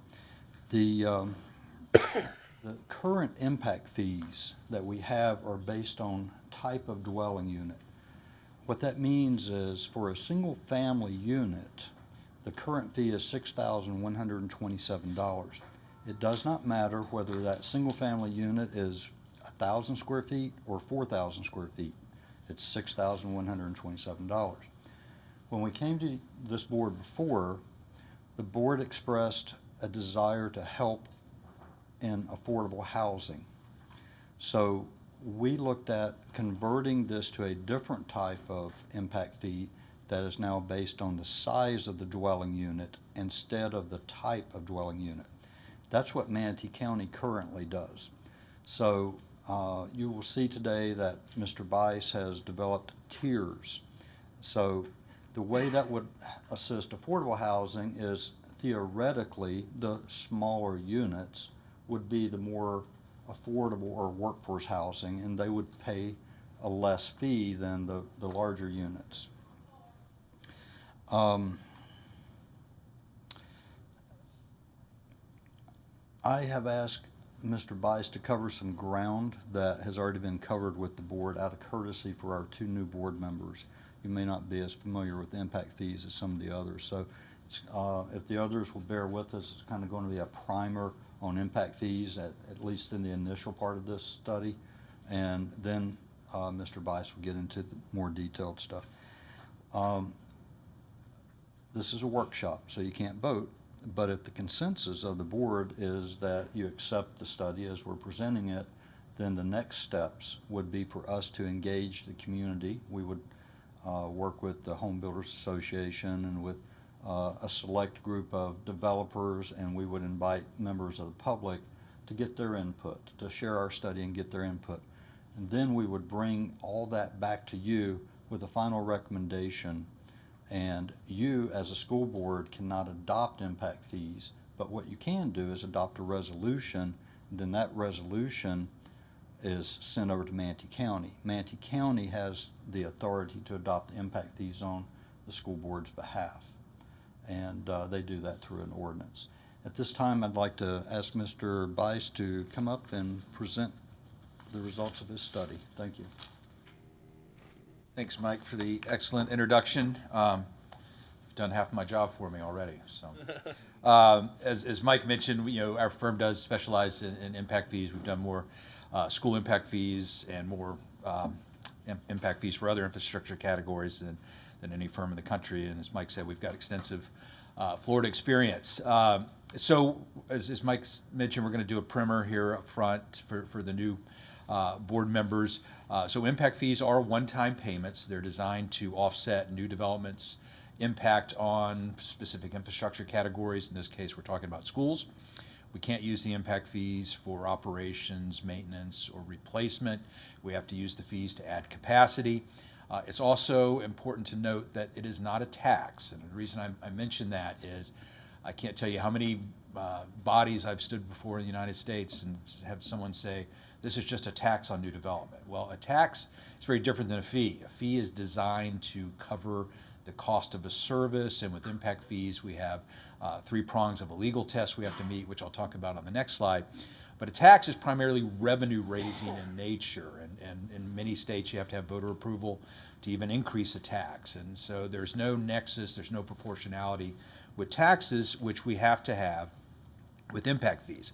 So with impact fees, we have to meet the 3 prongs of the legal test I mentioned. One is we have to show nexus. And so through the course of the study, we have to document that the school district has increased enrollment, that enrollment is likely to increase in the future. And in order to maintain our current levels of service system-wide, we're going to have to add additional capacity, either through additions to existing schools or build new brick and mortar schools. We also have to make sure that growth doesn't pay more than its proportionate share. And so we do that through a demographic analysis. And as Mike mentioned, historically, the school district has had what we call a one-size-fits-all fee for single family and multifamily. We introduced the concept of fees by size with Manatee County in the mid-2000s, and they have had that size-based impact fee system, as do many communities across the country, and now the school board is interested in pursuing that as well. Proponents of this type of approach, which I happen to be, we like the fact that it tightens the proportionality, because in most communities we will find demographically that as the size of the home increases, so do the number of people, and by default the number of school-age children. If we were doing a transportation fee, the same relationship exists. There's more people, there's more cars available, so it influences trip generation rates. Okay. Also, it helps with housing affordability and equity issues, and that's one of the reasons I like the size-based approach. The fee payer also has to receive a benefit, and that's the 3rd prong of the legal, the legal requirements. So what that refers to is we have to spend the money within a timely manner so that the fee payer receives that benefit, and we can document that. And there also we have accounting and expenditure controls, which are typically governed by the state's Enabling Act, and that basically means that we have to publish an annual report that shows how much money we took in throughout the year and how much we spent and what our ending balance is.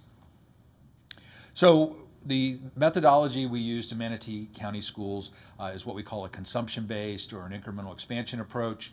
It's a snapshot of where you are currently in terms of levels of service, so it does not make a qualitative assessment as to whether those levels of service are adequate, because some would argue that they should be higher, some may argue that they should be lower. But what it is this is what we have funded as a community in terms of our levels of service. And so we take a snapshot of these levels of service in terms of amount of acreage per student, the amount of square feet per student, the number of buses per student, et cetera. And then we look at, well, what does it cost us today to replicate that type of infrastructure, whether it's the cost of a new bus or cost of an acre of land, et cetera. We also have to guard against new development paying twice, and that's why we have a credit within the methodology. And the idea here is that if I walk through the door and I pay an impact fee for schools, I may also be paying other revenue through property tax or sales tax that's going to pay for the same type of infrastructure I just paid the impact fee for. So we have to guard against those. So there's debt service credits and credits for dedicated revenues.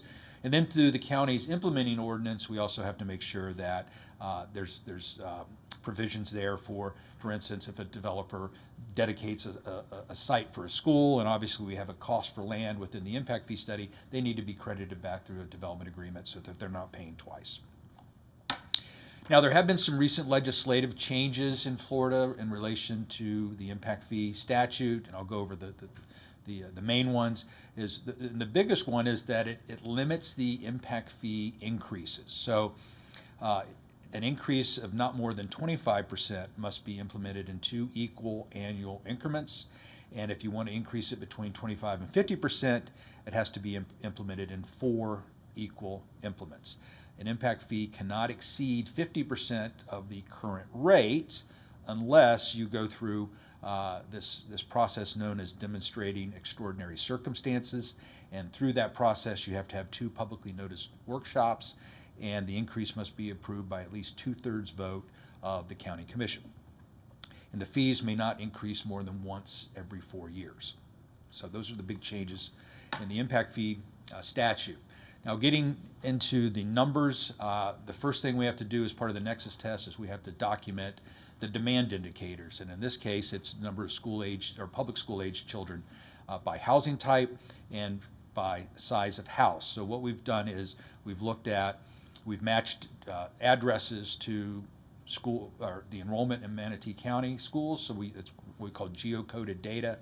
And so we document that, compare it to the housing units, and in simple terms, we come up with these student generation rates, which you see at the bottom. So the way to think about this is that a house that's less than 1,000 square feet, or a dwelling unit less than 1,000 square feet, generates 10.5 school children. So for every 100 units that are 1,000 square feet or less, you would expect to get 10.5 school students. And then obviously that increases up to a size of 3,000 square feet. And the overall average is 0.187, or basically 19 kids per 100 units within the county. Then we use linear regression analysis to adjust these student generation rates to match the actual enrollment based on these proposed impact fee thresholds. And so that shows that analysis there. And then we also show projected enrollment. So we have the COFTE projections, which are historically below actual enrollment. And for those of you in the audience who are watching on TV may not know what COFTE stands for, it's basically the county's full-time, the capital outlay full-time equivalent students. So we use Bieber projections, which are published by the University of Florida, to look at the increase in housing units, apply the student generation rates to that to get an increase of about, we're estimating, almost 7,100 new students over the next 10 years. These are the planned capacity projects for which the impact fees will be used. It's important to note that impact fees will not cover 100% of these costs because, as you all are aware, you also have increased enrollment coming from your existing housing units, which is what we call recycling. But the total is 5,306 additional student stations, and that equates to about 1,768 stations at the elementary level, 2,426 stations at the middle school level, and then 1,112 stations at the high school level. This shows an analysis of, if we look at these planned student stations compared to our projected enrollment and our capacities that exist today at the elementary and middle school level, we see that we're currently at 81% at the elementary school level and 79% at the middle school level.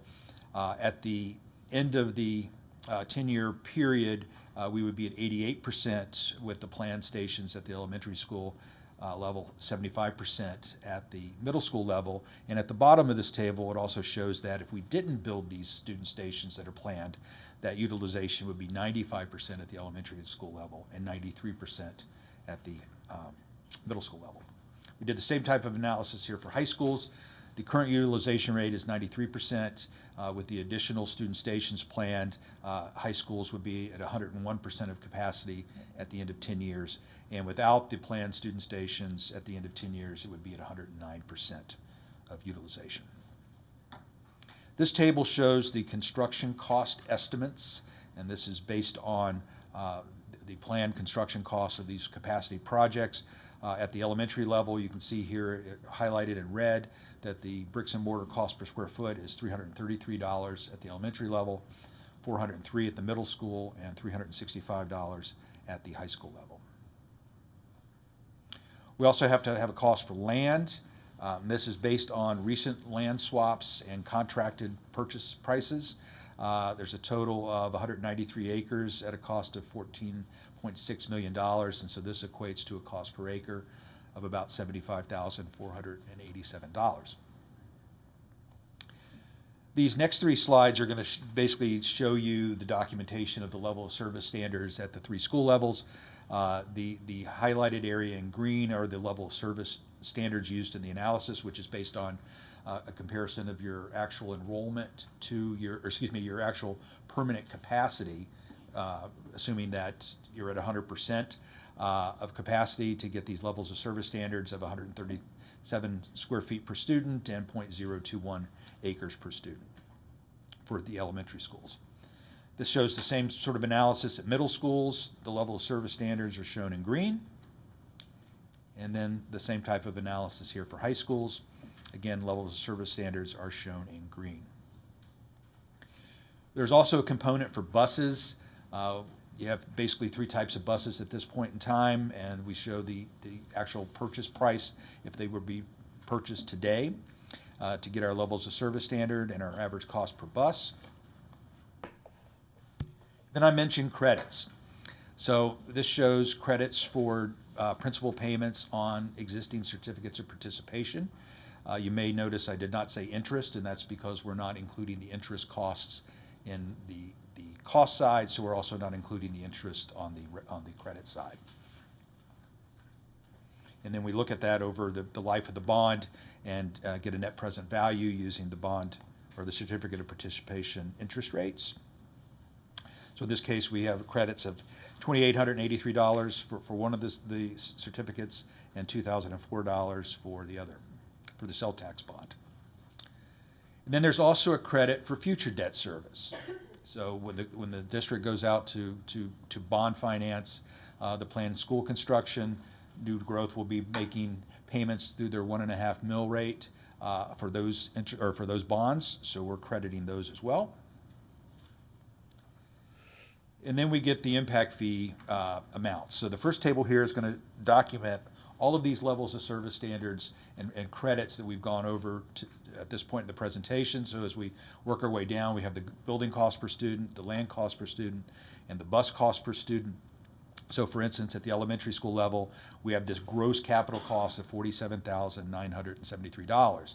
To that, we then apply the credit amounts for the certificates of participation, sales tax bond, as well as future debt service in order to get these three net cost per student. Those net costs per students are then multiplied by the student generation rates we discussed, I believe, in slide 4, by the different size thresholds. And so we have a sliding scale of impact fees. So for instance, the maximum supportable fee for a housing unit 750 square feet or less is $4,504. Because of the limits on the increases, if we were to go, the statutory limit in terms of the increase is $2,957. And when we look at the current fee of $1,971, we have an increase of $986. And so we have these different statutory limits at each of the size thresholds, and then the proposed fees, which range from $2,957 all the way up to $9,190 at the largest housing unit size. And here's the proposed phasing, where we would go, for instance, the current fee is $1,971 for housing units 750 square feet or less. So in year 1, the fee would be $2,218, then it would increase to $2,464, then in year 3, $2,710, in year 4, $2,957. So all of those increments would apply to each of the size thresholds, and then in year 4, you would be eligible to redo the study if the political will was there in order to update the level of service figures, or excuse me, standards, cost factors, as well as the demographics associated with the study. And with that, I'm happy to answer any questions. I know this was a lot to go over in a short period. I'll start asking questions, but just out of, I want everybody to know that, and this is This is data, completely data driven, right? What you all do, I think, is like how you can dig into the data analytics of this is pretty crazy. Blows my mind a little bit. But the factoring in that you're doing for the cost per student, things like that, we're factoring in what current construction costs are currently. Do you look in the future to even do a hypothesis on what it could be? Or are you just worrying about right this minute? That's really all we can do. It's combination. So, for instance, you can see here in this figure that the total construction cost does have a 7% per year. Yeah, yeah. But you try not to, we don't want to, the most controversial or the piece of data that I think is subject to the most scrutiny would be the cost for an acre of land, right? The construction costs are fairly easy to estimate what those are going to be, but who knows what you'll pay for land. Right. And so we try not to speculate on that. We try to use actuals. And so it's primarily, like I said, a snapshot in time given our best guess. Yeah. We'll start with Ms. Messenger. Yeah, I just wanted to point out, just so that, I don't know if this was in the presentation, I don't know if this would be something you would necessarily present, but just that the newer members know that if a community is being developed for a 55 and up community and they're not going to have students, they don't pay anything anyway. Like, that's irrelevant to this. If it's deed restricted, you're correct. Right. I just want to make sure. And then the other option for individuals that they can do is have a waiver. They can create a waiver to send to the superintendent that she can sign off on to waive the impact fees. Like an individual. If it meets certain criteria. I think it was I think she was doing if it was low income or or 55 and up and those types of things, if I'm correct. I don't want to misspeak, but I just wanted to make sure that the board was aware that there are other avenues for companies that if they are particular to an older population or affordable housing type of options. Affordable housing is actually not one of the waivers. Okay. We do have a waiver for a replacement dwelling unit. Okay. We see a lot of that, especially on the island communities where someone is tearing down a Bungalow. 1965 house and now they're replacing it with a 7-bedroom house. So then they would get a waiver, and we issue those on a pretty regular basis. But you are correct on the 55 plus. If they're deed restricted for 30 years at 55 plus and they meet certain criteria, we exempt those, and we've done a number of those as well. Right. I just wanted to make sure that they were aware there are other avenues and other pieces to this that really aren't part of this necessarily this study, but they're considerations for the school district when they look into it. So that was it. Thank you. I also think it's important to note that, all ordinances have a provision for independent fee calculations. So if I'm an applicant and I think that, for instance, say I'm paying a road impact fee to the county and I think that for whatever reason my trip generation rate is going to be less than what is used for that type of land use, I have an avenue available where I can come and document why I think my trip generation rate will be less. Well, the same applies to schools. And I think one of the reasons for going to this size threshold is that Mike's office has had to deal with quite a bit of these appeals where they say, for whatever reason, we don't think we're going to generate the number of school students. And one of the reasons is because they've been smaller units. And so this helps alleviate that administrative hurdle as well. Right. I think that was one of the things that we had heard from certain groups that, if you're developing something and you're not necessarily a big developer, that would be a big hurdle for you to go through that process and have that documentation to even attempt to do that. So, Ms. Spray? Okay, did I understand, to Ms. Messenger's point, if somebody's tearing down a bungalow of 200 square feet and they build a 2,000 square foot, they're not going to be assessed any impact fees at all? Am I? they can ask for a waiver. right, The yeah, superintendent that's, can choose whether to grant it or not. right, Today, under the existing ordinance, that is how it works. So if you tear down a 1,000 square foot house and replace it with a 4,000 square foot house, both single family, like type, on the same lot, then there is no fee, they're exempt per the ordinance. And when we adopt the new fee, that's something we have to think about now, because now we're doing it based on size. okay. So we haven't worked through exactly what that would look like yet. They may get a credit based on the size of the existing unit. Unfortunately, when a lot of jurisdictions sign the demo permit, there's really no supporting material to say how large or small that dwelling unit is. We know on new dwelling units, but if they're just trying to raise a dwelling unit, sometimes the information is just not there. So it's something we have to work through internally. Okay, because, Typically, what happens in most jurisdictions is you're allowed a certain amount of expansion, a certain percentage of the floor area, because, if I'm bumping out my kitchen, I shouldn't pay the delta between. right, Right, and so depending on the jurisdiction, sometimes you're granted a credit, unless you're expanding by 30% or more, you don't pay the fee, or there's a caveat of if you're expanding and there's a bedroom involved, then you pay the difference in the fees. okay. But that's more of an implementation issue with the Okay. ordinance. For example, now all I can do is give a scenario. Somebody buys a piece of property that has a wood bungalow house on it from out of state. They bought this from out of state. Their intent is to tear that down and build a whole new 4,000 square foot house. Would we waive that fee on impact fee? I mean, this is basically a new build to me. When you tear down I think something. it would be depend on if that person was two retired couples and they put in a waiver of it.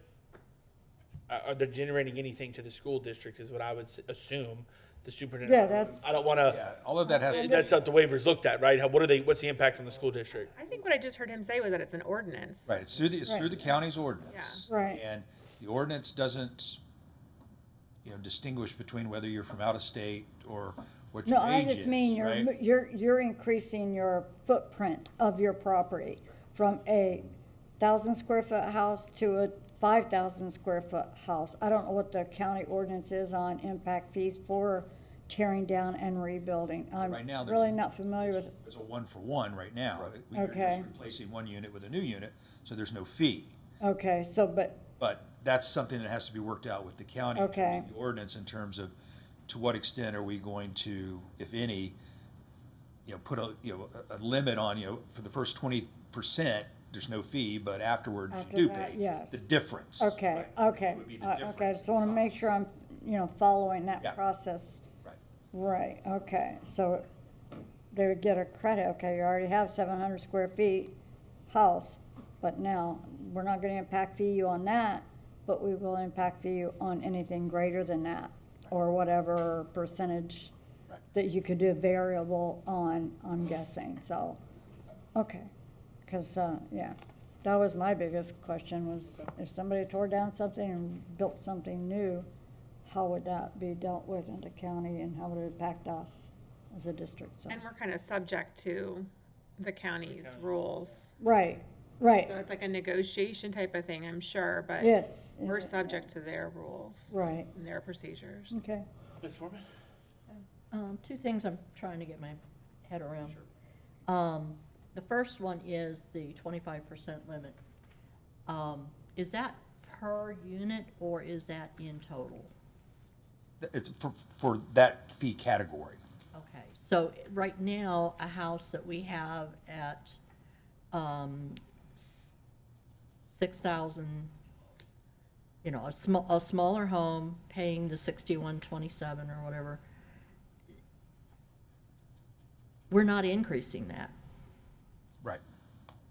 No, I guess that's my question, because we're saying, because on slide 24, it says for a house 750 or less, the current fee is 1971. Because most houses that are 750 there's an assumption here that houses the majority of houses that are 750 or less currently are apartment units. Yes.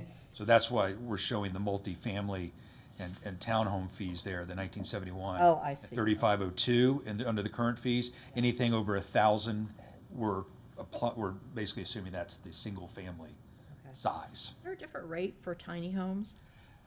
That is, if I had an answer to that, I'd be retired. But that is a common, that's something that most jurisdictions around the country we're working with are grappling with. And there's not a lot of demographic data on them, but the best way to sort of address that is through this size-based impact fee. Okay. Right. Have we coordinated with the county now on these Yes, so, right, so if you remember, when, the first time I appeared before you during this study, we were still at the one-size-fits-all. And as part of that discussion, that's what led us to do this demographic Yeah. analysis. And so we've been working hand in hand with the county and their consultants so that we've got an apples-to-apples approach. They're ready to go Yep, to? yep. Good, Okay. good. The other thing I'm still grappling with and trying to get my head around is the fact that impact fees don't pay for 100% of growth. You made a comment about recycling. What Right, so. you so explain the credits a little more and this recycling, whatever. Right. So recycling is the phenomena of the fact that, I may own a house in Manatee County, and let's say I move to Alabama, but somebody moves into my existing unit and brings 3 kids with them, and boom, you've got 3 new students within the school system for which you're not going to get impact fees for, right? And so you're building schools to serve the influx of new people that are moving into existing homes, plus the new students generated by growth. And so by definition, impact fees are never going to pay 100% of the cost of the school because you've got this growth that's occurring from elsewhere. Okay, that makes sense. Okay? Thank you. So let's maybe just start from the back and work our way back to page 1 if we could, sir. Are you accountants or what, or lawyers or both? Or? Land use economists. Land use Most of us have economics and urban planning degrees and public finance degrees, that kind of stuff. Great, I was just curious. So can we go to slide number 24, please, real quick?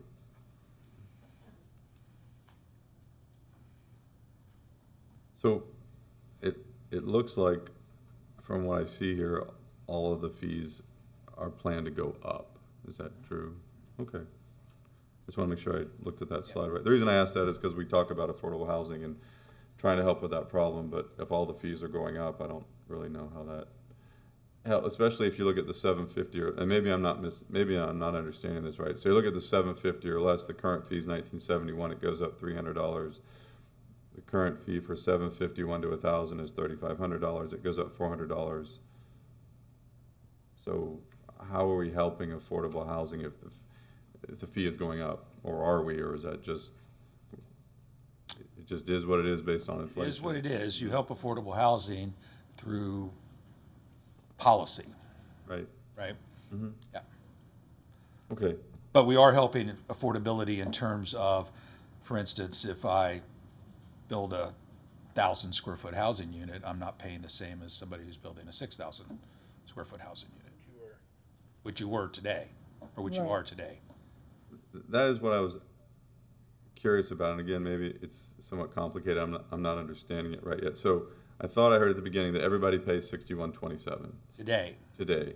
if you're a single family unit. If you're a single family unit, so you're assuming that people under 1,000 and under are not a single family unit. Right. For purposes of this comparison of where we are today versus where we are in the future, we're making an assumption that, there's a 95% chance that if you're 750 or less, you're a multifamily unit, not a single family. Okay, I understand. Okay, great. Let's see, moving back to slide 23.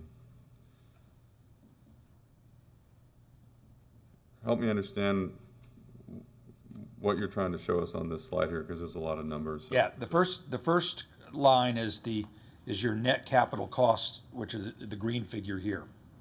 That's your net cost per student. 23 or 22? 22. I'm on slide 23. Right. But what I'm So you telling wanna you go is back, okay. if you go to slide 22 and look at the green, which is your net cost per student, we're carrying that over to the top line of figure 20, of slide 23. So we're taking that cost per student, and then we're multiplying it by the student generation rates you see in the middle table, which are by size of house, to get the corresponding maximum supportable fee at the bottom table, which is shown in green. Okay. So between slides 22 and 23, what you're doing here is a cost per student is bus cost per student, Right. land cost per student, student building cost per student, and you run it through a formula. It's basically or something. tallying up the numbers from the previous slides, and then, then running it through the calculations for, by the student generation rate by size of house. Okay, Yep. great. All right, back to slide 21 then, please. So I started to write down so many questions, I just figured it'd be easier to Okay, go by that's slide fine. and just, That's fine. I ran out of ink in my pen, so. Okay. Net present value, remind me again of what this slide 21 is trying to show Right, us. so the school board will, or the school district will more than likely issue bonds to finance the planned school construction, and so. COPS, is that what we're talking? COPS. Well, yeah, it'll be either COPS or a sales tax bond or something, right? Okay. So, so that future debt service is calculated, and then we apply that or compare that to the projected enrollment calculations to get a payment per student, and then we discount it by the projected interest rate, which is 5%, to get that net present value of $7,210 per student. What does that mean, the net present value per, maybe you just explained it to me and, Yeah, so if you add up the sum of the principal payments at the bottom of the table, it's $12,505. But we're doing a net present value calculation, and so it's in terms of the net present value, that $12,505 is $7,210. okay, in today's dollars Right, as opposed right. to, Right, and so, and then that gets, then, this is one of 3 credits, because on slide 20, you mind if I go to that slide? Yeah, so slide 20 has the credits for your existing issuances, which is a certificate of participation, and then you also have a sales tax bond. so these credits are, it seems somehow associated with the problem of not double paying for Right. something. Because I'm paying you an impact fee, but I'm also you're receiving other revenue from me that's going to pay for the same thing I gave you the impact fee for. Okay. And since we're on that subject, that was gonna be one of my questions, but people that are professionals and smart about this stuff like you somehow figure all this out to make sure that we're not double paying And for. Yes, and historically, we have credited more than we're legally required to credit, just because we like to err on the side of being conservative to keep you out of court. Good, thanks for that. So we're, because you can make an argument that, that not all the money I give you is, from a capital perspective, is going to capacity, right? And not that you're a tax expert necessarily, although you seem to be pretty smart on this stuff, but I'm learning too. So we have the 1.5 mil sales tax, which goes for capital. Property tax. Property tax. That's right, 1.5 mil property tax. We have a half-cent sales tax. We have COPS, which Well, is, the bond and sales tax, or the property tax and sales tax are going to retire the COPS. retire the COPS. Yep. And then the last one was, I lost my train of thought there. There's the 1.5 mil, there's a half-cent sales tax, there's impact fees. And then are COPS considered a source of revenue or Depends on how you look at it, but you're receiving money from another source, the bond market, essentially, but you're using your own revenue to retire that. So I don't consider it a source of revenue. Okay, great. Let's see, slide 19, somehow you figured out the average bus costs us, is that to buy it or is Buy. that, I mean, Buy. that's not, doesn't annual? Right, and if you were leasing the buses, we wouldn't be able to include that because leasing is technically an operating cost. Oh, really? See, I'm getting smarter every day, look at that, all right. But if we lease buses, we could use the operating fund to do that, not that we'd want to do that, I'm just, okay, that's interesting, okay. Back to slide, let's see, 18, please. The term LOS again, what does Level it- of service. Level of service, and what exactly are we talking, what does that mean, level of service? How many square foot per student, what kind of? Exactly. So because the school district is operating at the high school level at less than 100% of capacity. So if we look at your entire system, when we compare enrollment to your permanent student stations, not your portable stations, you're at 93%. So I know this is a bad example, but it works. It's sort of like building if the school system were a wastewater treatment plant, a treatment plant is sized to 10 million gallons a day, right? It's same, your school system is sized to 14,812 seats. So that's what we're taking to get your level of service, because that's when you're at capacity, right? If we were just to look at your current enrollment to get the level of service, we would be charging new growth too much, because the level of service you're actually providing is 14,812 seats. You're just using 13,760. So that's why we're using permanent capacity to get that number there in the green, which is the square foot per student and the land per student. You see, if we were to use the level of service based on your enrollment, those numbers would be increased. Why is that? Why are these numbers important? What relevance does it have? Because that's what we're using to multiply, for instance, by these numbers right here. If we know that there's 136 square feet per student at the elementary level, we can multiply that 136 by $333 per square foot in order to get that land cost, or excuse me, that cost per student for buildings. Same thing for land, we're multiplying, if it's 0.004 acres per student, we're multiplying that times the $74,000 per acre to get that level of service standard or cost factor. Okay. This is really one of those jobs where you had to pay attention during math class, Yeah, right? So, exactly. okay. So since we're on that slide, though, that was going to be my question. I'm just curious why such a difference between the cost per square foot between elementary, middle, and high schools? Do you understand why that is?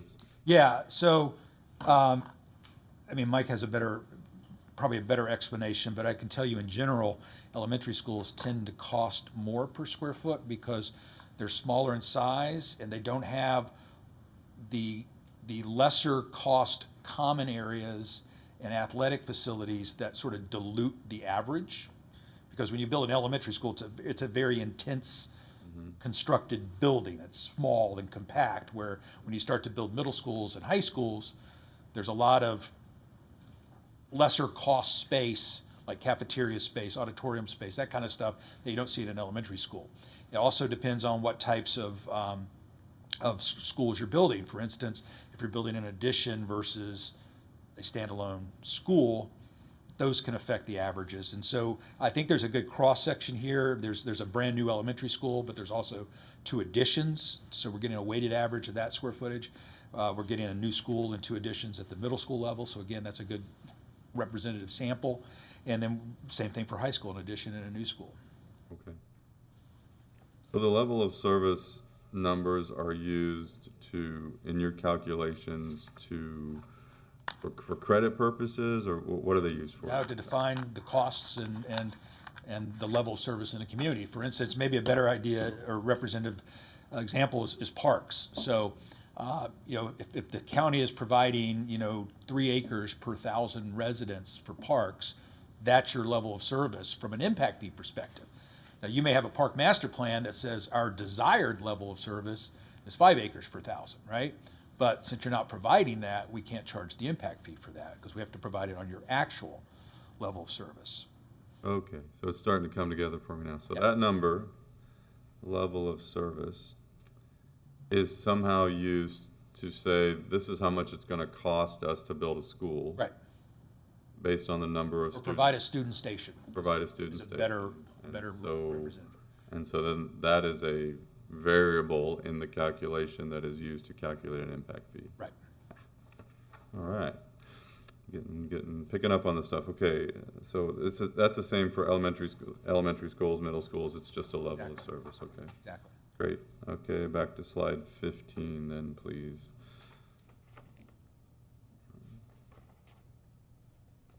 This tells us how much we're paying for land per acre approximately. Okay. And again, it's based on, like you said, things like sports stadiums and gyms, and we need more land, or what? what should I get out of this slide? Let's just put it that way. What Well, should I focus on? the school district over the next, 10 years is gonna have to do a combination of things. They're gonna build additions on land that they already own, but they're also in the process of banking land for future schools. And so this provides an element within the impact fee so the district can continue to buy land as it comes available to provide elementary, middle, and high schools. Okay. Okay, thank you. Slide 14, that's just cost construction estimates. Yep. People that are paid to do that, put all that together, that makes sense. Capacity utilization for high schools, utilization without planned permanent capacity. Are you saying that if we don't build schools Exactly. based on the projected number of students within the next, Right, if the district didn't, in this example for high schools, if the district didn't add the planned 1,112 seats, then at the end of the 10 years, we projected you'd be at 109% of capacity. okay, great. Same back on page 12 then. Is it an issue, I guess I'm asking people that are knowledgeable, you, maybe even some of the other board members, for the elementary and middle schools, if we're projected to still not be at 100%, why would we want to put extra capacity into the system if we're not projected to be, like, it makes sense for the high schools. Well, if we're going to be over 100%, we need to build a new high school or some new capacity. But here we're saying in 10 years, we're still not going to be at 100%. I'd say probably because some schools are going to be over, some aren't. Right. So it's kind of like the average of it. So, like, you take out, go look at Harvey right now is at 120% or whatever. So there's already schools that are way over that capacity. And we've talked about ones recently, like Palmasola, et cetera, some of the ones that aren't as so much in a growth area. So you're still going to have that. You're way over capacity in certain areas and under. So you're either going to have to build a new school or bust the kids the other way. Is really only two options. Just from my, I don't know if that helps that. But I know. I was basically going to say this is an average of everybody, and if you look on one side of town, it's really far under capacity. But like in Lakewood Ranch and in Parish, I mean, Gullet is also well over capacity. So it's just that number isn't representative of. It's representative of the entire county, Sure. but not of the areas that are really growing that need the schools. And you can't rezone every year. the other Not a Oh good- my Not a gosh. good idea. The other perspective is, I'll use wastewater treatment plant again. If you're at 10 MGD, or your capacity is 10 MGD and you're at 9.7, you're probably going to build a new wastewater treatment plant. And the way to think about it with school construction is that you need to start planning these things when you're at the 80% mark because of the lag time or the lead time it takes to get it approved, get the A&E done, the financing, all of that. And so by the time you're at 90, you're already in the red zone, so to speak. Yeah. And that makes sense. I just wanted to I wanted to get a little smarter and better to have a little too much capacity than not enough, maybe. And like you said, Yeah, planning sure. in advance. And it's hard to hit this at exactly 100%, obviously, so. go. I just wanted to add that on this particular slide and the next slide that deals with high schools, you see that there's no capacity being added after 2027 to 28. Okay, that's because this is based on our 5-year plan. That plan rolls over another year every time. So there will be additions or new schools coming in those years, even though it says 0 right now. We Yeah, just don't know what they are yet. Thank you for pointing that I- out. yeah, I see Yeah. that. Yeah, I did see that after my time, so I have other questions as well, so. So there will be extra capacity there, even though it's not shown on slide 12. You are intending that there, There will be more capacity added in the future. okay. In years 28 through 2033. Even though it says 0, 0, 0, there will be, okay. Okay, great. All right. Back to slide number 11, planned capacity. This is just, tell me again what I need to focus on this slide. Slide number These 11. are the plans, projects that are shown in slides 12 and 13 Okay. in terms of the additional student seats. Okay. So this gives you the school, the number of seats, and the estimated time frame that it open. These are from our capital plan, probably? 5-year plan. 5-year plan, okay, great. And then back to slide 10. Again, what would you like me to focus on this? The very bottom, which is our projection of new students from new housing units will be slightly over 7,000 additional students over the next 10 years. Okay, so that's the bottom right. Which are very different than the official numbers that the Board of Education, the State Board of Education releases, which are the COFD, the capital outlay full-time equivalent, which historically are well below what most growing districts are experiencing. Okay. Okay, great, thank you. Let's see, slide number 9.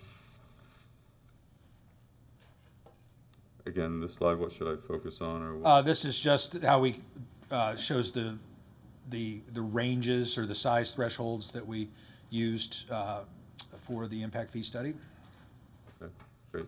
which is basically taking the data, the raw data from slide 8, and then, coming up with the size tiers.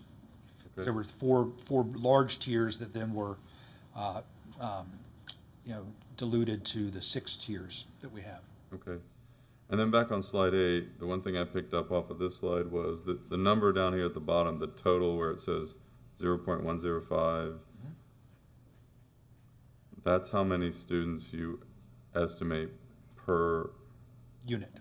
per unit. So 1,000 new. Explain that to me. So a unit that's less than 1,000 square feet would generate 10.5 students. Or excuse me, a 0.105. So it's easier to visualize in hundreds. So for every 100 units that are 1,000 feet or 1,000 square feet, you generate almost 11 students. Okay, so 100,000 square feet of capacity is what you're, or 100,000 square feet of housing would generate 10.5 students. Yeah. Okay. And is that square footage at the top there, or what? Yeah, Okay. yeah. So for every 100,000 feet of square footage, when the units are less than 1,000 feet, you estimate there would be 10.5 Yeah. students that would come out of that. And then when the house moves up to 1,000 to 1,999, it would be 18.3 students. Okay. Right, and this is Manatee specific data. For instance, if this were in suburban Maryland, where I live outside of DC, this number would be, over half a student per house because of the demographics. So, yeah. Good. Okay. All right, back to slide 7.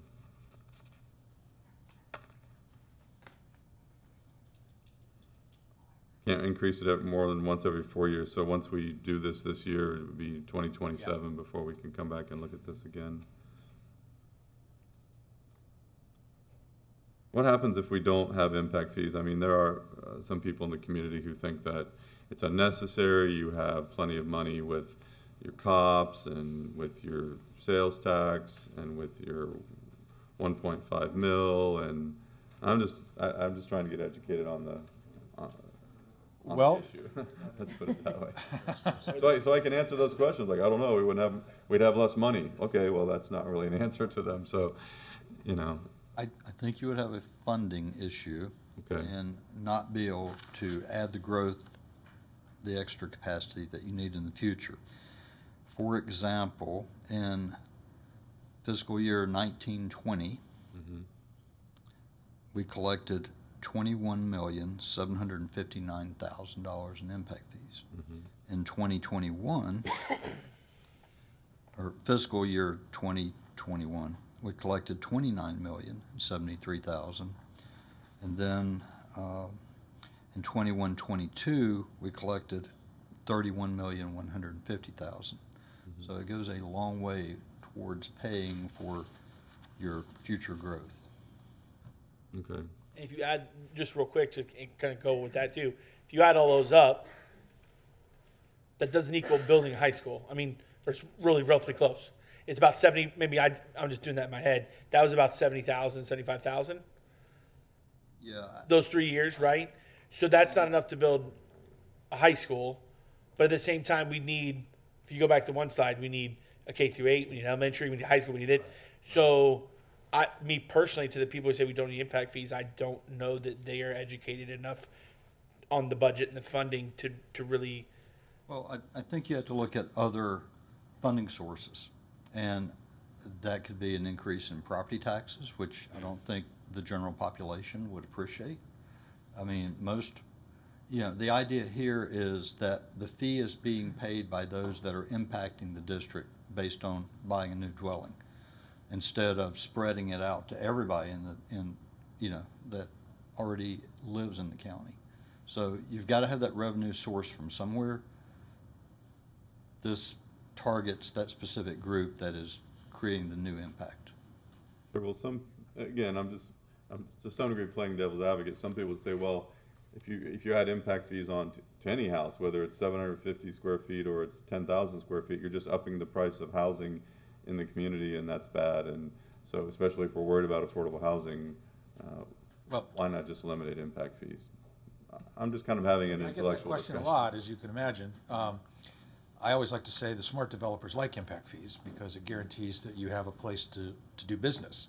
And I can tell you from an economic development perspective, if your infrastructure is not of a high quality and schools go a long way toward economic development, and if your school system is seen as not being up to snuff, that's certainly going to drive away more growth than an impact fee is going to do. And I've been doing this for 32 years all over the country, and we have no empirical data to suggest that any growth has been driven away by impact fees. Otherwise, I've got 62 repeat clients ongoing right now that we have contracts with, and if it drove away growth, they wouldn't be hiring us again. So. Well, I appreciate it. Just that I need to get smarter on the issue so that I can answer questions. And unlike others, hey, it's more money if you're worried about affordable housing. Why don't you just eliminate impact fees? Like some of these are $10,000 per house, and it's not that big, right? I mean, if you go back to the last slide there, so 4 years from now, in 2027, for a house that's 2,200 square feet, which isn't enormous, it's $9,000 extra dollars on the price of a house, right? Is that? let's put that in perspective, though. If you were to, most people are going to finance their house, and a $10,000 impact fee amortized into your mortgage is probably about $40, right? And the other thing, unlike other states, Florida school districts are sort of hamstrung in terms of how much revenue you can raise. You're limited to the 1.5 mil, which used to be 2 mils about 20 years ago, I think, is when it happened. Where other states, they can go to the voters or just pass new millage rates, right? In Florida, you can't do that. Well, this is a good discussion. Again, because there are people out in the community that are like, hey, if you want to help affordable housing, it's easy. Knock $9,000 off the price of the house, and we say, it's $40 a month on your mortgage. And you go, $40 is $40. It's, to them it comes across as a flippant excuse of, you don't care about our money, but it's not necessarily that I disagree with it. I just need to get smarter on the issue so I can explain it why they're necessary. So I did have a question like Ms. Spray did about, let's say I have a property that has 1,000-foot square home on it, and I decide to demolish it and put a 4,000 square foot home on it. I was a little bit confused. So that person can get a waiver, or they can get a waiver for 25% of the fee because they had 1,000 foot, now they're making a 4,000 foot home. Is it a complete waiver, or is it a proportional waiver based on, hey, you already paid an impact fee on 1,000, but now you got 4,000, so you have to pay 75% of the impact fee? Right, so that'll be an ordinance issue that will be negotiated with the county. I'm not sure what their ordinance says now, but today, it's a one-for-one replacement, and you would pay no fee. But typically, there is some sort of allowance that you're given in terms of, if you're not increasing it more than 20%, then there's no fee. Or if you're increasing it more than 20% and it has a bedroom, then maybe you have to pay the difference in the fee, right? Those are issues that need to be worked out with the county, and it's not something that the school board passes through an ordinance or anything like that. Yeah. Ms. Petroff, I saw you nodding your head. Did you have any comments you wanted to add on that? Or? Yes, sir. The county is in the process of improving their impact fee ordinance as we speak. But in the past, you would receive a certain amount of impact fee credits for a while it was based on bedrooms. So if you added a bedroom or you added a room with a closet, that was considered a bedroom. So in some of these homes, you'll see lots of rooms with no closets, and they're called dens or offices or what have you. But, you know, whoever moves into the house uses it as a bedroom. So there was a formula that was used, and you had to do it. You usually had to do it prior to demolition, and if you didn't, it was more difficult for the person to get that offset, because then they had to go find the property appraisal records to find out the square footage and the this and the that. And it was not done for every impact fee. It was done for, so they didn't give you any credit for parks, for instance. They didn't give you any credit for, say, sheriff, but they did give you credit for some of the other fees associated. You know, there's 5 or 6 components of the county's impact fees. And so it was for, they gave it for transportation. If you already had a water and sewer hookup, that was fine, because then you're on fee-based of how much of all of that you use. So you didn't have to pay more fees for that. So it was mostly the transportation that you got the credit on. And they did different things for commercial and for residential. But I agree with what the staff has said today. Right now, you demolish a single-family house, you build another one, you pay zip impact fees to the school district. You still pay some impact fees to Manatee County if you're adding bedrooms, which you probably will if you're going from 1,000 square feet to 4,000 square feet. It will be a point of discussion in terms of what the ordinance will say, and the county will want it to match what their ordinance will say, because everyone's trying to get their hands around the fact of we're building bigger houses for those of us who can afford and want them, but we also recognize that we need affordable housing for people who need those type of housing situations as well. And again, every ordinance will have some sort of exemption, waiver, opportunity for an independent study or analysis. And I have worked through some of those during my career in terms of, you know, if you have a 400 square foot tiny house, the chances of someone having 3 children in that house is slim to none. You know, it's a starter house, or it's people that have made the decision that they don't want children. And so there are opportunities for independent analysis to demonstrate that just the logistics of the space is not going to allow those people to generate a lot of school-aged children. But it is a delicate dance, and it will have to be very clear when you're negotiating how that ordinance with the county will read, and the county will want it to be consistent with the methodology. Is that something Mr. Dye will come up with that language? Or It's more likely it'll be me. more likely to you? Okay. Well, thank you for your effort. Well, thanks for being here today. Okay. I'm working backwards. I'm getting there. Let's see. So that was slide 7. Slide 6, evaluate needs for credits. We talked about that already, right? About making sure we don't double pay. Okay. Slide 5, nice picture. Looks like a nice lake. I could do some bass fishing in, maybe. We'll see. I don't know. I have to ask Mike Penley for permission. Mike Penley about that. Okay. Let's see. Incremental expansion approach. Can you just give me a summary of this slide again, what it is that I need to get out of this? Yeah, I mean, there's three ways to calculate impact fees: a cost recovery, or plan-based, or a consumption-based approach, which is the incremental expansion. School impact fees are almost universally done using this consumption-based approach, which takes a snapshot of where you are in terms of what it costs to provide a student seat. And that's what you did all your calculations on? Yep. All that LOS, Yep. level of service, that's how much it costs, so it's consumption, you're consuming. Okay, all right, I'm getting it, great. Okay, back to slide 4, must meet growth-related infrastructure needs, represent, again, can you just give me a summary of this slide? What Yeah, you- this is you're the focused on? 3 prongs of the legal test. You got to show nexus or need. You've got to make sure the fees aren't, or the new growth's paying their proportionate share. So that's why we don't have just a residential fee, because usually multifamily units have fewer people than single-family units. And as we've demonstrated, the size of house also influences things. So that's how we show proportionality, right? Okay. And then we also have to show benefit, which is how we spend the money and make sure that the fee payer is getting infrastructure in exchange for the money they paid. How do we actually do this? I mean, is there a legal report that has to be? No, it's the impact fee study itself has to demonstrate how we're meeting this need. Now, you could always be sued, when someone will say, we didn't receive a benefit, or we feel like we paid a disproportionate share, and then it's up for them to prove that, right? Mm-hmm. So, I do hear from people on the west side of town, they'll say things like, hey, we're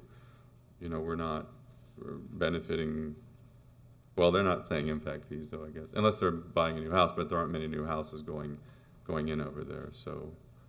But they do say things like, hey, we feel like we pay taxes here and everything gets billed out east, but that really wouldn't be an impact. well, issue. you've got school choice in Florida, plus you've got redistricting, so it's really a county-wide school system. We don't see a need for geographic service areas like we would maybe in some other jurisdictions we've worked, not in Florida. Okay. Again, I'm just trying to get smarter so I can answer constituents' questions when they make those type of points to me. Okay, so those are 3 legal requirements to put forth an impact fee or to impose an impact fee. Okay. Okay, slide number 3 was pretty self-explanatory. 40-year. So you were just telling us this is your experience and what you've done, and now we're back to your very colorful slide on the front. Thank you for your time. I appreciate the indulgence of my board members, but I needed to make myself smarter on this issue. So thanks for your time. That's all I have. Thank you. I had a couple just kind of stuff that came up through there as well. So let's go back to the proposed fees, current fees, what they are. When was the last time we did it? So they've been that fee for how long? Since 2017, correct? Or maybe they were adopted in 2018. Okay. Yeah. So if they're adopted in 2018, so it's been 5 years. Because you do look at it, and Mr. Tatum brings up a point. It's like we want to help in affordable housing, yet we are increasing everything. But we're increasing everything because the cost of everything is increased. So we're kind of matching. And I think the biggest place where we're going to make a difference is that 1,000 to 2,200. That to me is where we're changing, obviously, from being a flat 6127 to now moving it to where it's the square footage wise. And I'm not saying, maybe you didn't do this, and I'm not saying it's an appetite, it's just a question of, I guess, affordable housing is, I don't know, I don't know the definition, right? Everybody's got a different definition, right? And so is it under 1,000? Is it under 750? So what is affordable housing that's my first question. I do understand saying, look, at 750 or less, you're most likely going to have less impact on the school district than 2,000. And so why increase? But we're increasing because we haven't done this in 5 years. It's like everything else, right? It's if I'm manufacturing bikes and I don't change month to month, day to day, and what my pricing is. If I wait for 5 years, I'm going to increase my price on the bikes. So I think that's important to know that this hasn't been done in 5 years. Did you ever look at, to go off what is affordable housing? Who knows? But did you ever go look at to say no impact fees on 750 or less? And what that would cause for us, revenue-wise, source, etc. And I'm throwing 750 because we're not going to go 1,000 or less. We're not going to go under 1,500 because that's obviously we're getting too big of dwellings. But Funny you should ask. so you did.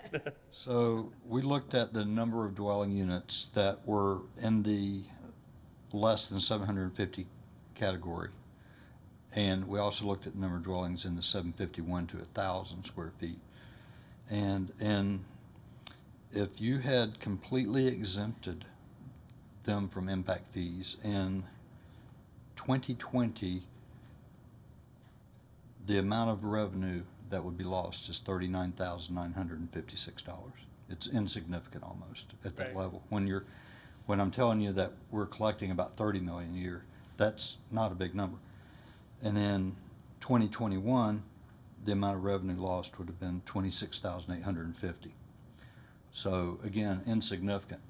Now, moving forward, I would anticipate that we will see more dwelling units in those two ranges, because the county has adopted something called an ADU, an accessory dwelling unit, which is, I think that's 750 square feet and under, or something like that. It depends upon the size of your regular house. There's also, I think it can go up to 1,000. Okay.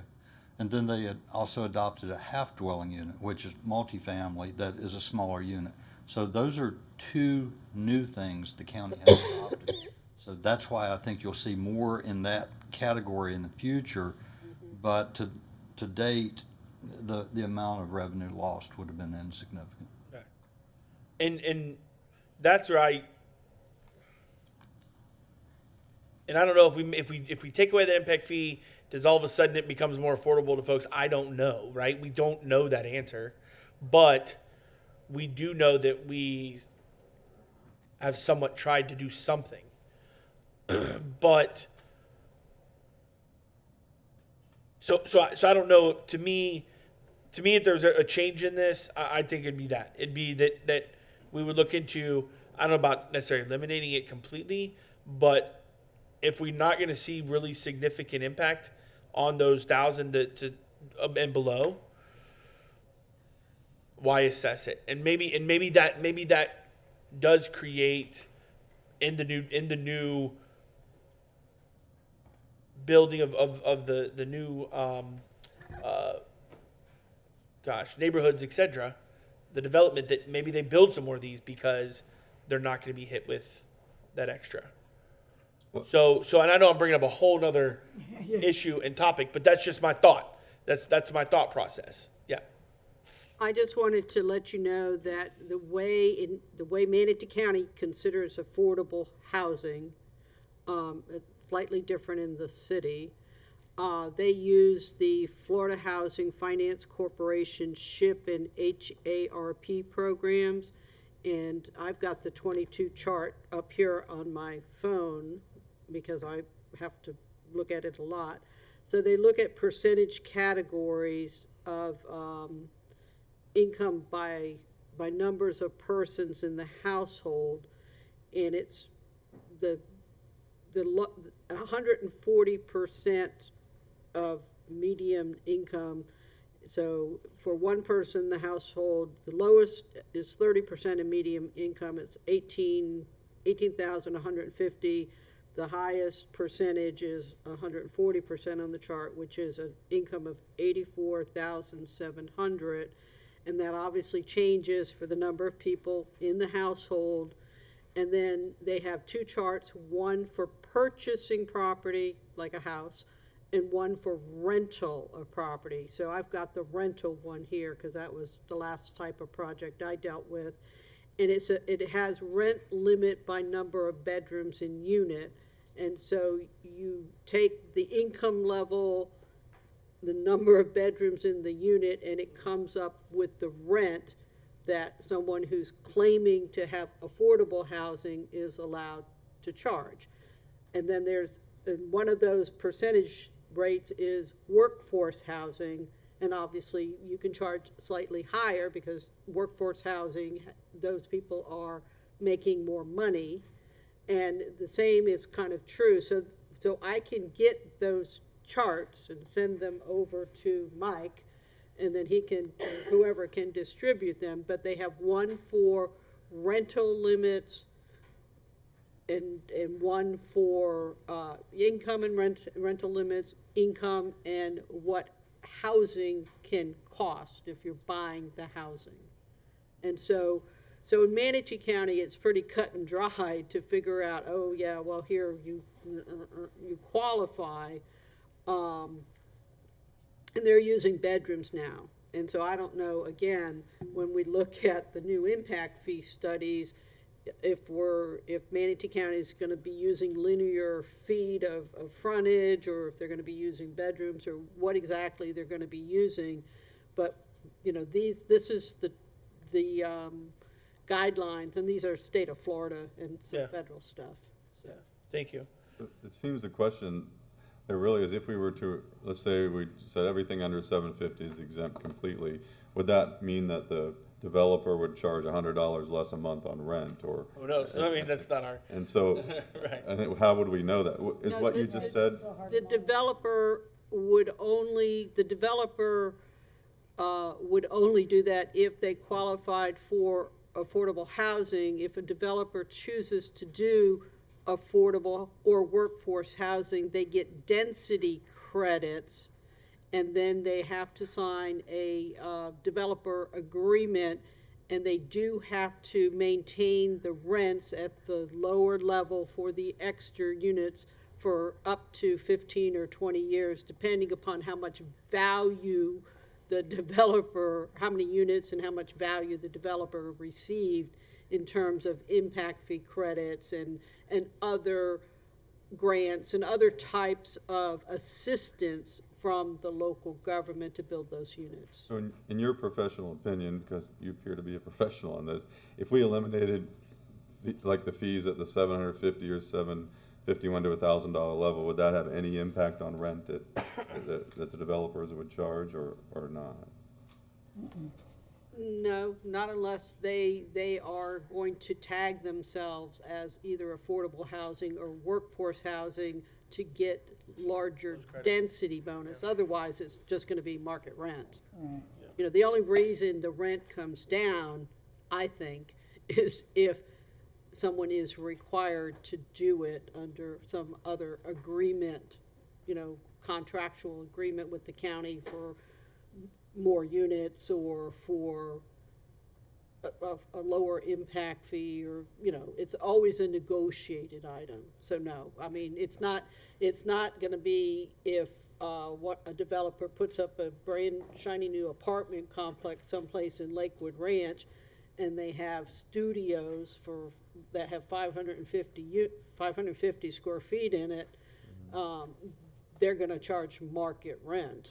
Whether they pay an impact? They pay an impact fee or not. Yes. Okay, thank you. Mr. Bice, and this is my last question. We'll come back around to some of y'all may still have some questions. You know, I think that it's important to, like, this isn't made up numbers, right? Like, we're not making up, oh, well, it's 750, so let's charge $2,900, right? Impact fee. Right. I mean, this is data that we're getting from those students that are enrolled in our schools that have an address that we know can say this is what the address is. Oh, it's a house of 751 to 1,000, or oh, it's a house that's 2,200 or 4,000 or whatever. So this is actual data. I just want to make sure, like, we're not making this up. This is these are actual figures that we're taking from what are currently in our schools, and then going from there and creating these. That's all I have for now. Ms. Foreman, we just go down no? Ms. Spray? Yeah, I do. When you're projecting student population for 10 years, on slide 10, the 7,077. Okay. I just need to, just like Mr. Tatum, I want to try and wrap my head around this too. Our elementary student numbers are significantly higher than our high school. You know, I'm just looking at that number. I was like, okay, we got more young kids than we do high school kids. Well, there's more grades. Right, there's more grades, right, but, Sixth grades compared to. right. Yeah, I know that. Yeah, I get that. But that 77,777 That's a hard number to do. When was this study done? Up to the 2032 school year? I mean, like just recently, Right. because, and projected with the growth that we have going on out east, and even some, people keep saying we don't have any growth out on the west side of town, but there are planned communities being built out there that will potentially be bringing students, so, This is a 2022 projection. It's Okay. also important to note that the projection doesn't drive the calculation. okay. So we're not taking the cost and dividing it by the 7,777. It's more part of telling that story that, you know, you're gonna grow, right? Right. And so we're documenting that, and it's our best guess, but it's not a plan-based approach that this is the driver of the impact fee amount. It's Okay. not. Okay. And then again to slide 12, to Mr. Tatum's point about the capacity, 10-year changes. That was the number I was looking at too. Okay, we got all these zeros underneath the 5 year, so it is the 5-year plan as you alluded to. That was the only thing I was like, okay.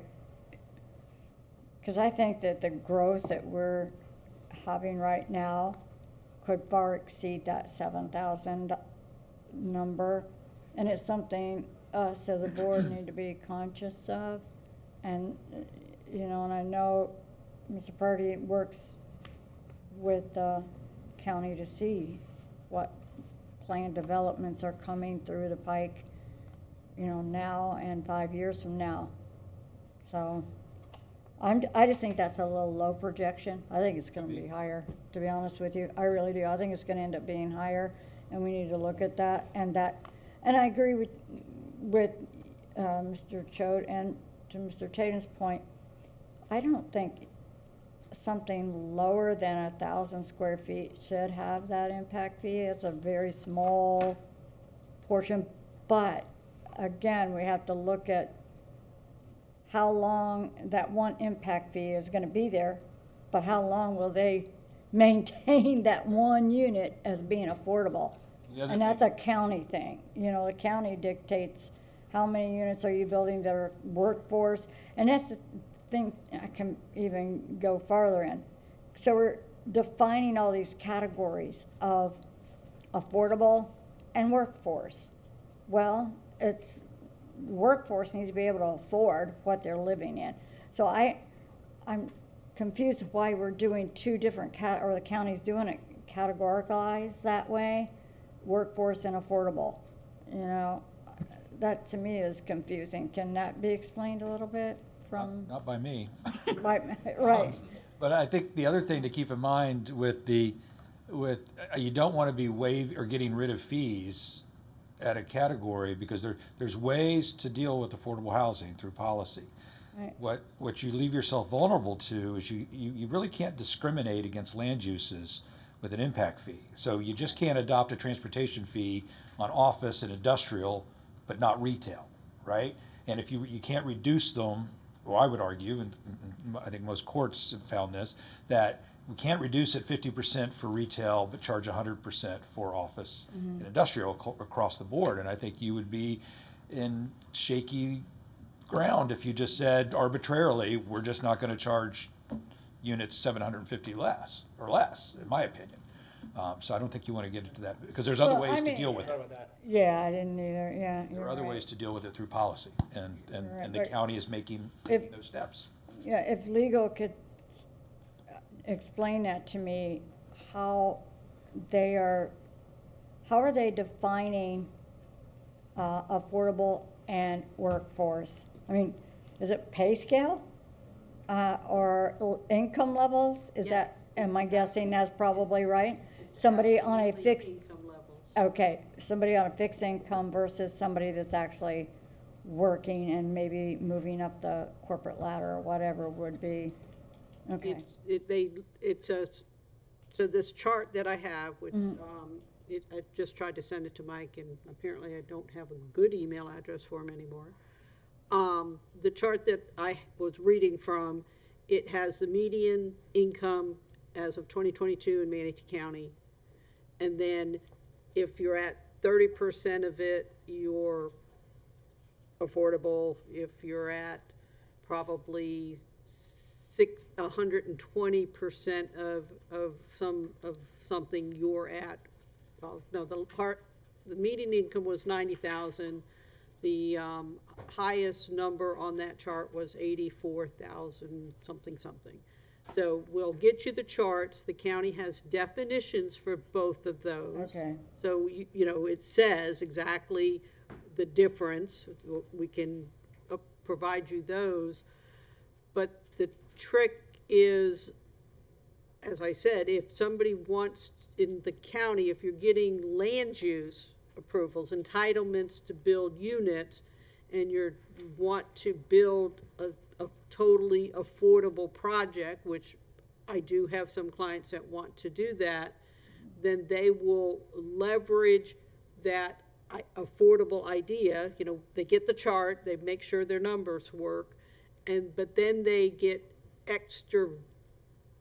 maybe extra floors, extra height. They certainly get extra density. So instead of being able to build 16 units per acre, maybe they can build 24 units per acre, which helps them off, you know, kind of even out that building cost. It's usually not large, not-for-profit organizations that do this. But I can kind of give you like a little white paper about how it works in the county. And so the question, I think, becomes if there is someone who has qualified for that in the county, is the school district willing to enter into some type of developer agreement, or school impact fee agreement, whatever might want to call it, because the county in their agreement will reduce costs, impact fees, facility investment fees, different things, or the county may help them install their water and sewer lines, Right. you know, through a grant or something. So there'll be negotiation with the county of, you get extra density, plus we're gonna give you these types of credits through grants, impact fee credits, facility investment incentives. fees, whatever assessments. Right, okay. And so the school district would have in the ordinance, or when we negotiate with the county, after you set your fees, after you set, you know, you're like, okay, these are the fees we want to set, county has to adopt an ordinance for you. We have the opportunity to do the same type of ordinance discount, where if it is truly an affordable housing program, and if the people are rent controlled, so to speak, because that's what this chart does, you can't charge more than X, Y, Z for 2 people in the house or 3 people in the house. It goes up incrementally, the number of people. So if the county enters into a developer agreement, would the school district be willing to enter into some other type of agreement? It's all recorded, it runs with the land.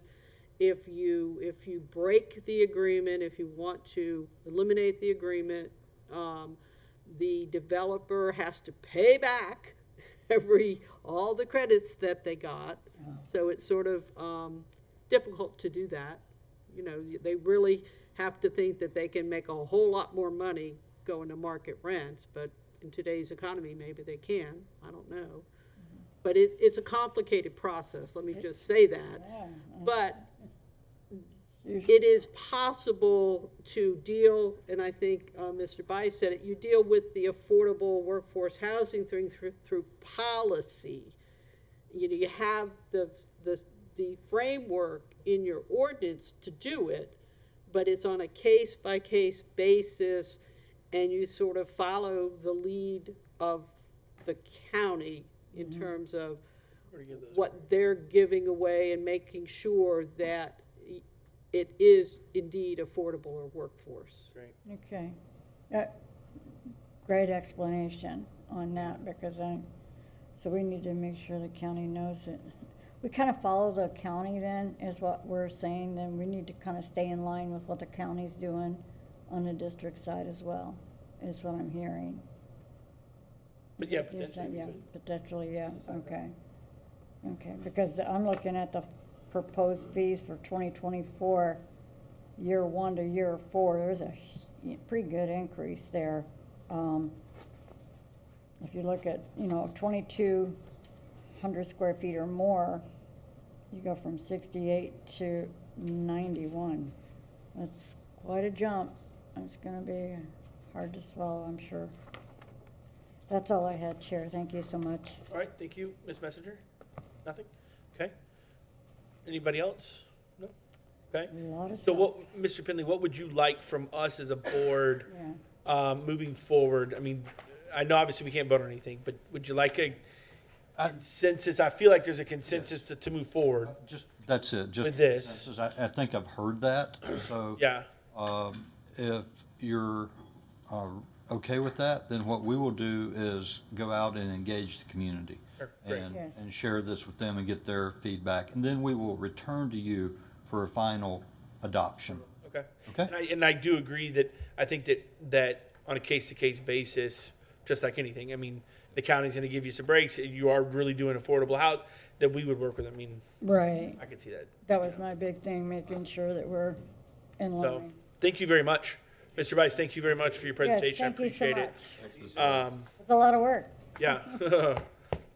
Data analytics Oh, at its finest. it Do is. we need to take a quick break or no? Board? You okay? You want to charge right through? Strategic plan? We don't really have that much of the strategic plan How long left. will this take, do we think? How long do you, as long as we take, right? As long as we take. How about we do a 5-minute break? Five Do a minutes. 5-minute, Please. 5-minute break? Yeah, I would Okay. say, yeah. Recess 5 minutes. Thank you.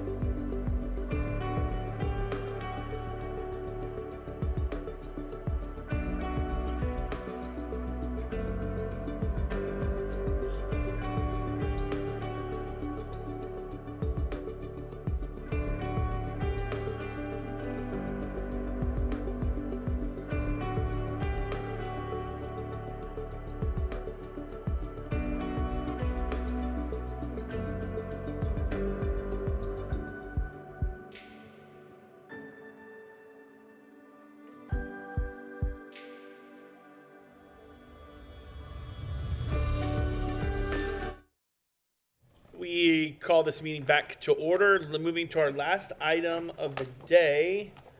And that is a strategic plan update from Mr. Chapman and Mr. Wagner, both y'all together. This was a continuation from last workshop where we did the academic side. Now we're moving more towards the, I guess, career side, technical side, etc. All academics, but just different part of the strategic plan. So I don't know where you want to start, and do you want us to hold all questions till the end?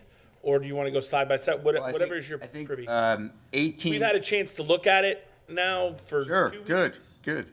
So I don't know if you want to. Well, the first couple, if we start on page 18, That's Yep. where we left off, right? the first couple here are your CTE, ACT, and MTC, and that's obviously our expert here, Mr. Doug Wagner. So maybe he goes through that, and then you could take questions on that, and then Sure, we great. roll into the operational section, which Perfect. is your, HR and all that, and Mr. Rinaldi as well, construction and things like that. So Awesome. That's a good idea. That'd be great. Let's do that. All All right. right, very good. All right, good afternoon. Appreciate y'all giving us a little bit of time. On slide 18, when, like Mr. Chapman had talked about, really for career and technical education.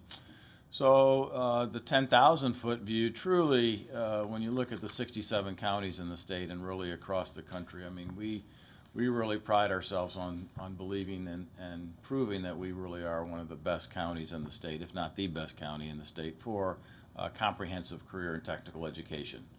And it's not just saying it, it's actually proving it by measurable results, maybe how we do in career and technical student organizations, how we rank compared to other school districts.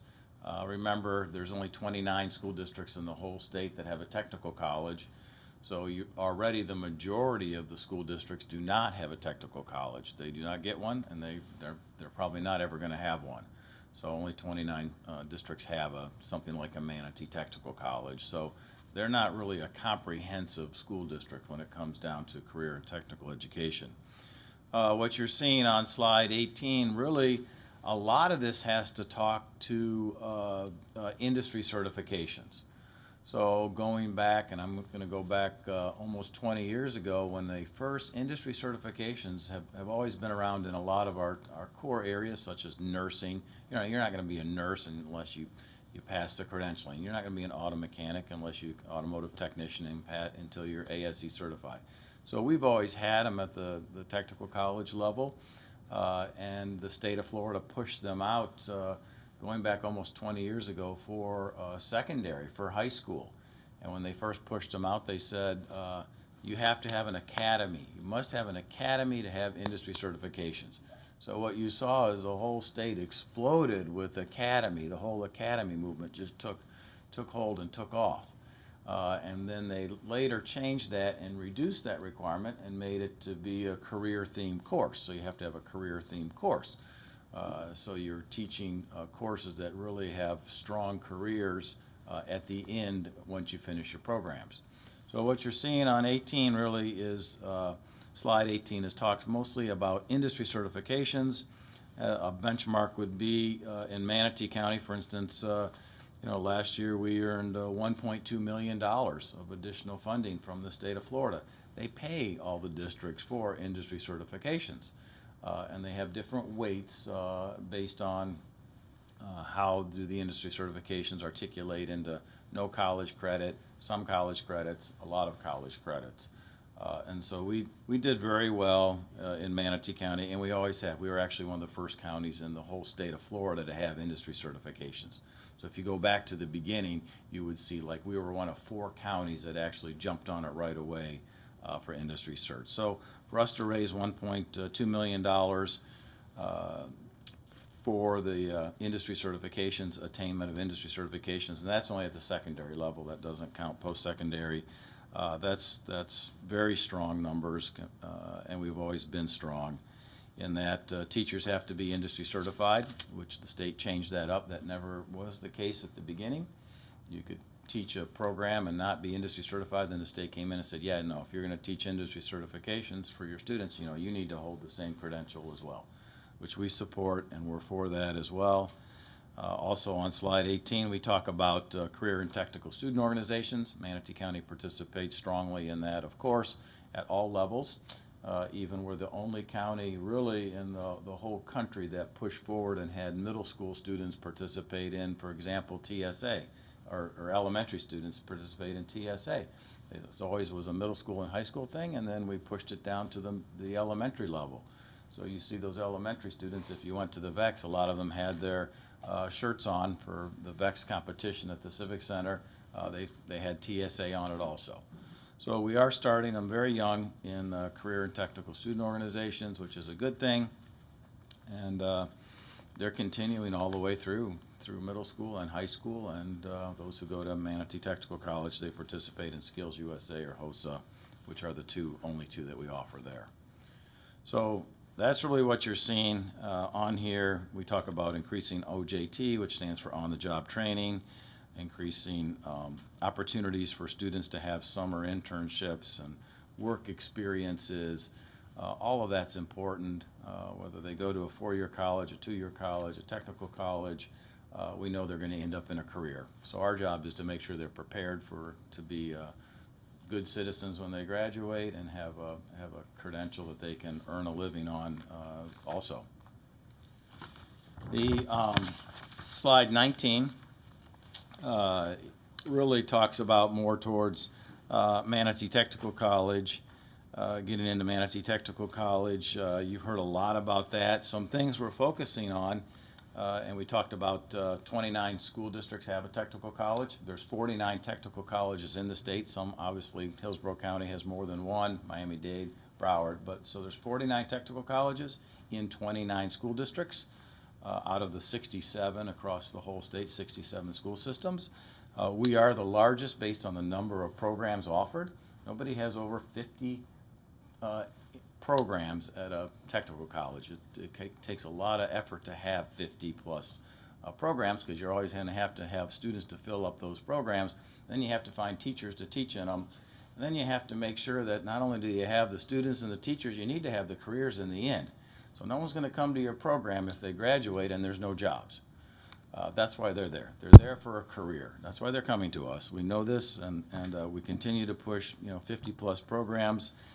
We put on here to increase new programs, increase apprenticeship. We have currently childcare, electronics, and or electrician, and then we're starting a new one for HVAC. So electrician is sponsored by the Technical Education Council, and the HVAC is sponsored by Manatee Area Career Contractors Association. So those are good. We're going to continue to push apprenticeship forward in the school system. That's important. Students go to work during the day, and then at night they come to Manatee Technical College and do their book work, their seat work with the instructors, their additional knowledge. Why that's important is because they're earning, they're being paid to be out there. They have to work. It takes a lot of efforts on the students to do that because they have a very long day. But so we have two. We're pushing forward with the HVAC. We currently have one thing that you'll notice, and hopefully you can come, and many of you have in the past. Our linkage that we have with business and industry really, we think, is second to none. We have over 300 businesses that participate as advisory council members. So like, for instance, March 20th, it's coming up in a couple weeks. We'll send you out an invitation. We'd love for you to come by and just have dinner with us, and you'll go into Cantrell Hall, and it'll be packed. And they sit by tables, and everybody who's in the carpentry industry will be there sitting at the table with the carpentry construction teacher and talking about what's happening in the industry. What should you be teaching in carpentry construction, so when your students graduate, we're going to hire them. Go to automotive, and that's a very big table. You'll have all the automotive dealers, all the people who work in the automotive industry sitting there, and they do the same thing with the automotive instructors to say, hey, this is coming down the pike. Are you tuned into this? Make sure you have this type of equipment. So to have 300 and 300 plus, it's really 328, but that continues to grow as people find out about us and they want to be involved. And we really don't ask them for money. We ask them for their knowledge. And so you'll see a lot of people very proud to be part of those advisory councils for Manatee Technical College, because we're not saying join us, but you need to help pay for this. We're not saying that. We need you to actually hire our students when they graduate. Yeah. And we need your expertise to make sure our program is good. So you're seeing that. You're seeing us have on this page very high pass rates for industries. When you go through your credential, for instance, law enforcement just a few years ago had 100% of the students in law enforcement pass their credentials, so they could be in the law enforcement area, which is very, you start looking at those national pass rates and state pass rates, there's not a whole lot of them that are 100%. So ours are very high, and our students are career ready when they graduate. We work with SAMA, Sarasota Manatee Area Manufacturers Association. You see, when you come to events, it's just not our people. It's not just our school district people at any type of event we have. It's the business and industry people. You have Skills USA in our building, and you'll have the individuals who own restaurants in there judging culinary. We're just not in there, we're not all in there judging culinary. We're not the experts in that area, but they are. They bring in the cars and they put faults inside the computer, and the students have to figure out what's wrong as part of their competition. That might not be our area, but they'll have the automotive dealers and the people who work in the trades in there judging. So it's a unique partnership. We're very proud of it, and that's what you're seeing coming up. But we will send something out for March 20th. It's at 6 p.m. And just come by. You don't have to say anything. It's not a presentation. It's more of a time to sit with the tables and sit with the programs and the teachers. 73% of the people who come to MTC are from Manatee County. 73%. You would think that number should be like 100%, right? Because you have technical colleges in Sarasota, Pinellas, Hillsborough County, Charlotte County. So everybody that borders Manatee has a technical college, so why would we not be at 100%? So we're very proud that it's great we're serving our community, but because you have so many programs, you have people driving past their technical colleges to come here because they can't offer, no one's offering 50+ programs. So if you wanted to take welding, they don't have welding south of us, so you have to come to Manatee Technical College. So that's a big deal to have just 73%. 12% come from Sarasota, and 15%, which is a very high percent, come from out of our county, usually counties to the north of us, drive to Manatee Technical College. So we have about 4,000 students that we serve each year. It's the largest school in Manatee County. What else can I say? We do have 2 new programs, logistics, which we're partnering with, like for instance, Amazon. So students who go through the program learn how to, and when you're out there, if you do come out for the advisory councils, we'll show you that, partnering with companies like Amazon, where they learn how the robotic arms package the automation of the manufacturing part, where they take the package and they put it through the scanner, and then it goes through the box, and the students have to troubleshoot all of that. And then also Diesel, which was in the TV a few weeks ago. They did a big story on that as well. So the Diesel program's brand new as well also. That's a shortage here in our area.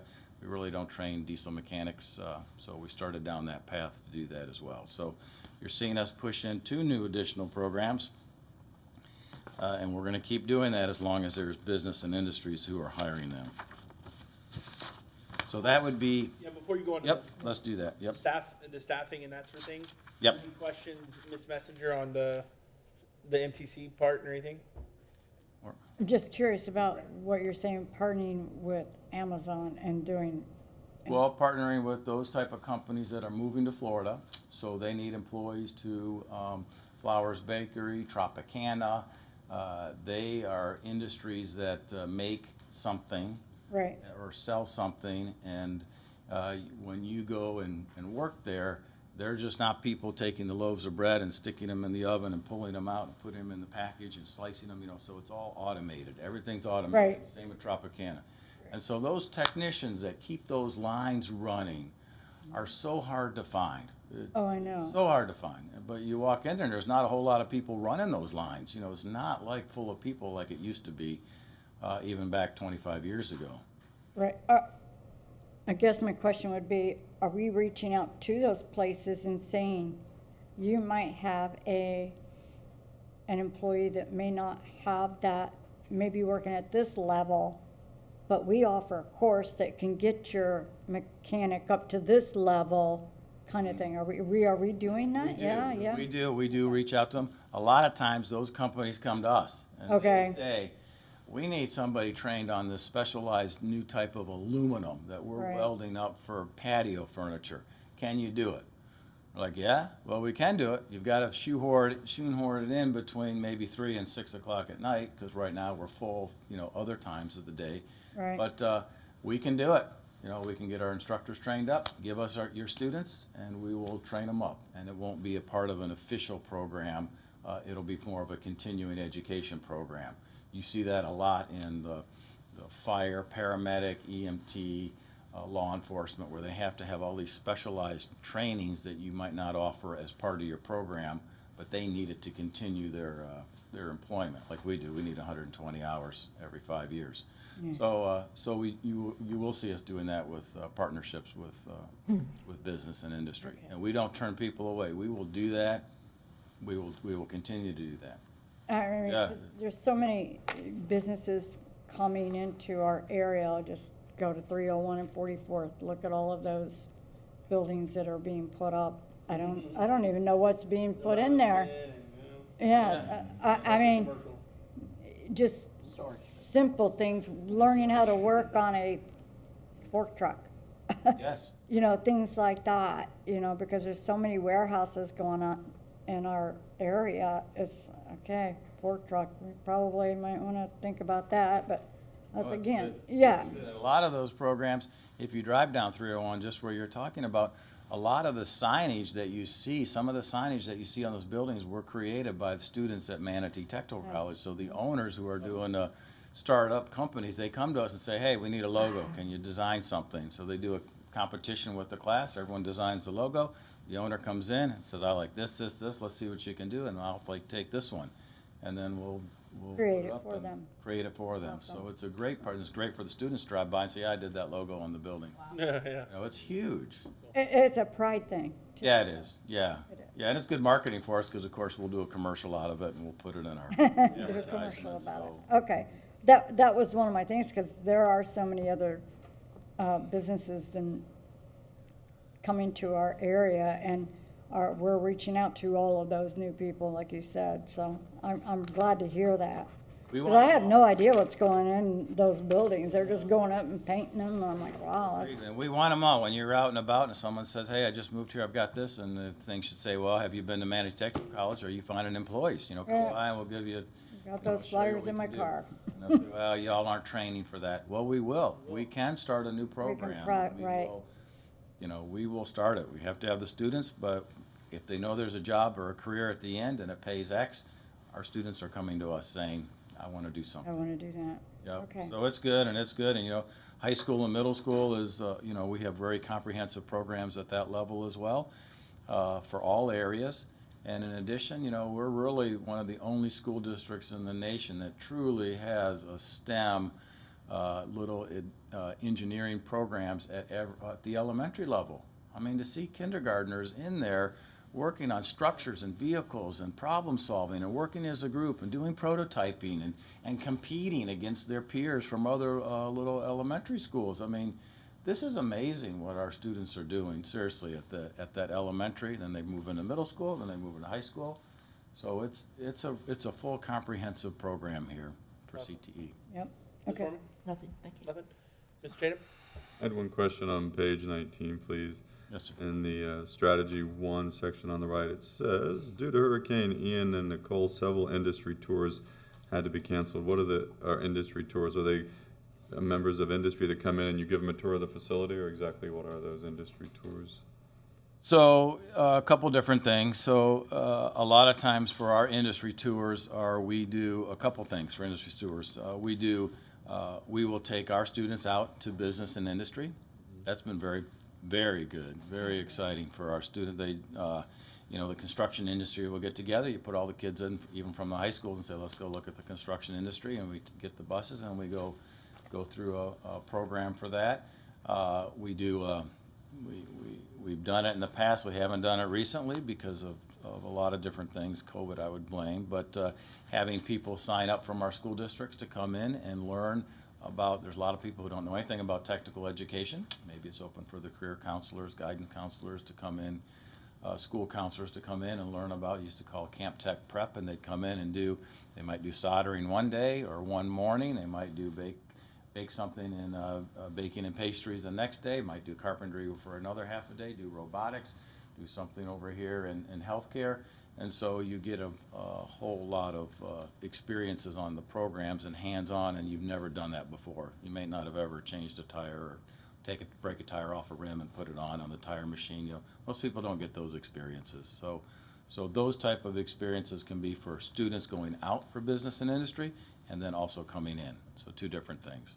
But we're open for it. We want to do more of that. That's one of our goals. Okay. Do more.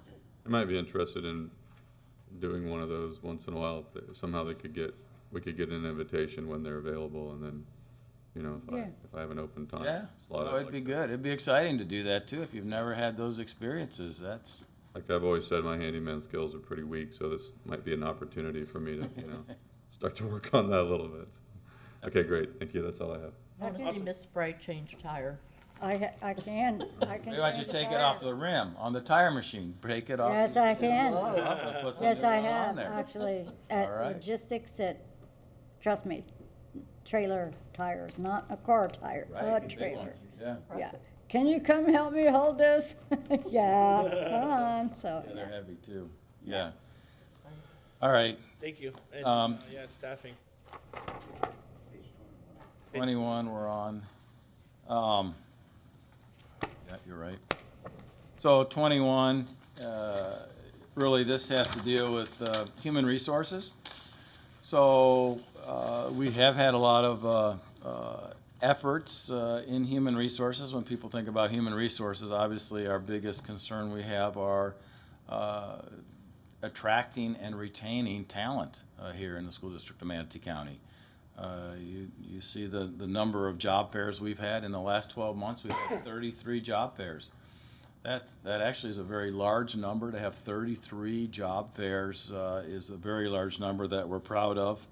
Like we talked about at the last board meeting, we're gearing up for the March 25th one, which really is the one we're spending all the efforts on to try to get people to come in. Our goal, we would love to fill up all our teacher and para vacancies, of course, before school starts. That would be a great goal for us, and it's on here. Bus drivers, we've talked about that before. Mr. Tatum's talked about that also a lot to us. We know we need bus drivers. We have 50 teacher openings right now, 10 that are other in kind of the instructional areas, which are career counselors, 76 paras, 120 Ask Me employees. So a lot of those have to deal with bus drivers and bus transportation aides, 13 SAMP and 17 hourly non-bargaining. So in here, the last 6 months, of course, last summer, we were very proud to be $15 minimum for all employees in Manatee County School District. So I think there's very few people who could say that across the country, at least, across the whole United States, for us to be at a $15 minimum for anybody who's working in our school system is a good start. It's not where we need to be, but it's a great start. The advertising for our job fairs has been very targeted. Mr. Edwards is here. We've got people from Human Resources who have helped with coming up with new and innovative ways to push out our job fairs and our job opportunities that we have. The HR team has hired or transferred over 1,300 people this year, which is a huge lift. That's a lot of people when you start talking hiring or transferring 1,300 people. There's a lot that goes into that. We have 23 professionals that work here on the first floor in Human Resources. So there's a lot on this page. There's a lot of things that we're we're pushing forward to do. We're going to continue to get the word out. We're going to continue to recruit and hire and retain. So if I go to the next page, which is 22.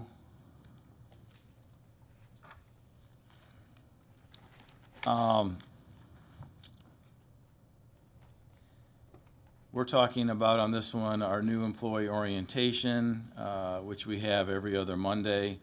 We're talking about making sure people come into the district knowing what the district is all about. We have exit surveys based on the CFOC committee where they talked about, why are people leaving. We're talking about required trainings. We've pushed that out electronically, so everybody up here and here has to take those required trainings too, and hopefully you're being notified that if you're missing one or you're behind on one. We all know when they are on our screen. There's 9 required trainings right now. In addition to those of us who have teaching certificates, you have to have 120 hours over 5 years too, so you're always working on that as well.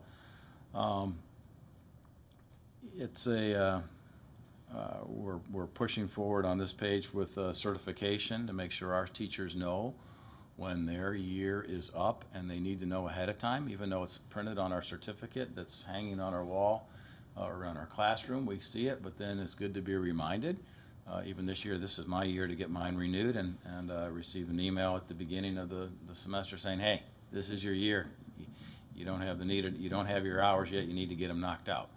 And so it's a good reminder. So we're hoping that, that's one of the things, not only to attract them, but you better retain them. And you need to make sure you have your credentials done before the deadline, because it's not good when you miss those things, and you're not going to be continuing if you don't have your certificate in a lot of areas.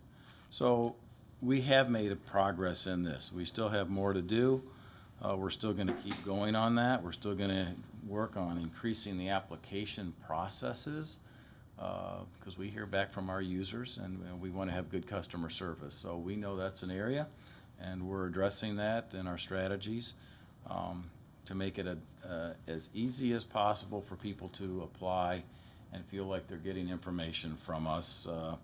They can select their benefits, they can go through the onboarding, they can get answers to their questions, they're given feedback if they don't get selected for a position, but asked to continue to watch our postings. So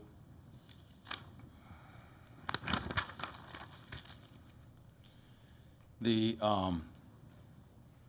next page is 23. More about, on this one, it's more about leadership development. What have we done? We've done a good job on, and we continue to do a good job in the IT area. Mr. Hansen's team pushes out, it's on this page here, if you look at page 23, different matrices, different learning aids. You're trying to figure something out, it's great to go to a document that shows you how to do it. There's also a number you can call that people do walk you through it, but of course, it's good to have it written out. Little videos also, job aids, so people learn how to do things. A lot of our area is all about education. Most of our people are wanting to learn it for themselves too. They want to have a way to go back and refer it and watch the video a couple times or read the document a couple times so they can figure out how to do it. So that's been good. Another thing we do, which is good for Manatee County, we've only done it for a couple years, is LinkedIn Learning. LinkedIn Learning has a lot of professional development courses out there. Everybody has an evaluation, and everyone puts in a goal to increase learning skills and knowledge, and you do see people utilizing that learning tool, where they have hundreds and hundreds of different areas that you can learn in at your own time. Like I talked about before, all the electronic notifications, and actually, like for strategy 1, metric 1 at the top of that page, we're actually doing things with our operational staffs where they come together before school starts, and maybe all the food service workers come together and we do group trainings with them together in an auditorium. That's been very helpful because some of our employees might not have the time in front of a computer or the opportunities to be in front of a computer. So to learn group-wise together and ask questions in a group setting, that's been working good. They have to have their in-service also. So you're seeing more of that coming back in when school is not in session or the students are not in session, so they have time to learn and increase their skills and knowledge as well.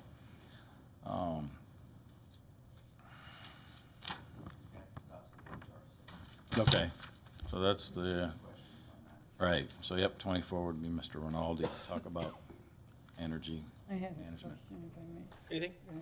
Yeah, real quick, are we, as far as the teacher shortage goes, are we pursuing any alternative teacher certification programs, like, and actually recruiting? Like, I know there's one, I think, for veterans that came up recently. We But do, and actually I met that person. We do have, well, we have others, but, so we do allow the veterans. We do allow for the trades. You don't have to have a college degree. Many of our students don't. That's fine. If you're a skilled auto mechanic or automotive technician for 30 years, you want to teach for us, we want to hire you because you do not have to have a college degree. In fact, we'd rather, it's great that you do, or if you do, but most do not. So we do work with another company that brings in teachers from other countries for hard-to-fill areas. It's called TPG, and it's been very good to help fill some of those ESE areas, which you're not seeing a lot of schools put out graduates in that area, but yet we have openings in our school system for those. So you're seeing alternative certifications, you're seeing working with outside agencies, you're seeing us being, if we can get you credentialed and you have the skills and knowledge, we have openings. So our goal is to fill up our positions, all of our positions before school starts. We want every classroom having and every position filled up. So it's a heavy lift, but to answer your question, yes, sir. Okay. We are doing that. thank you. And if there's others out there that we're not going to do it, we're learning about them and going to keep pushing it. Great. That's all I have. Thank you.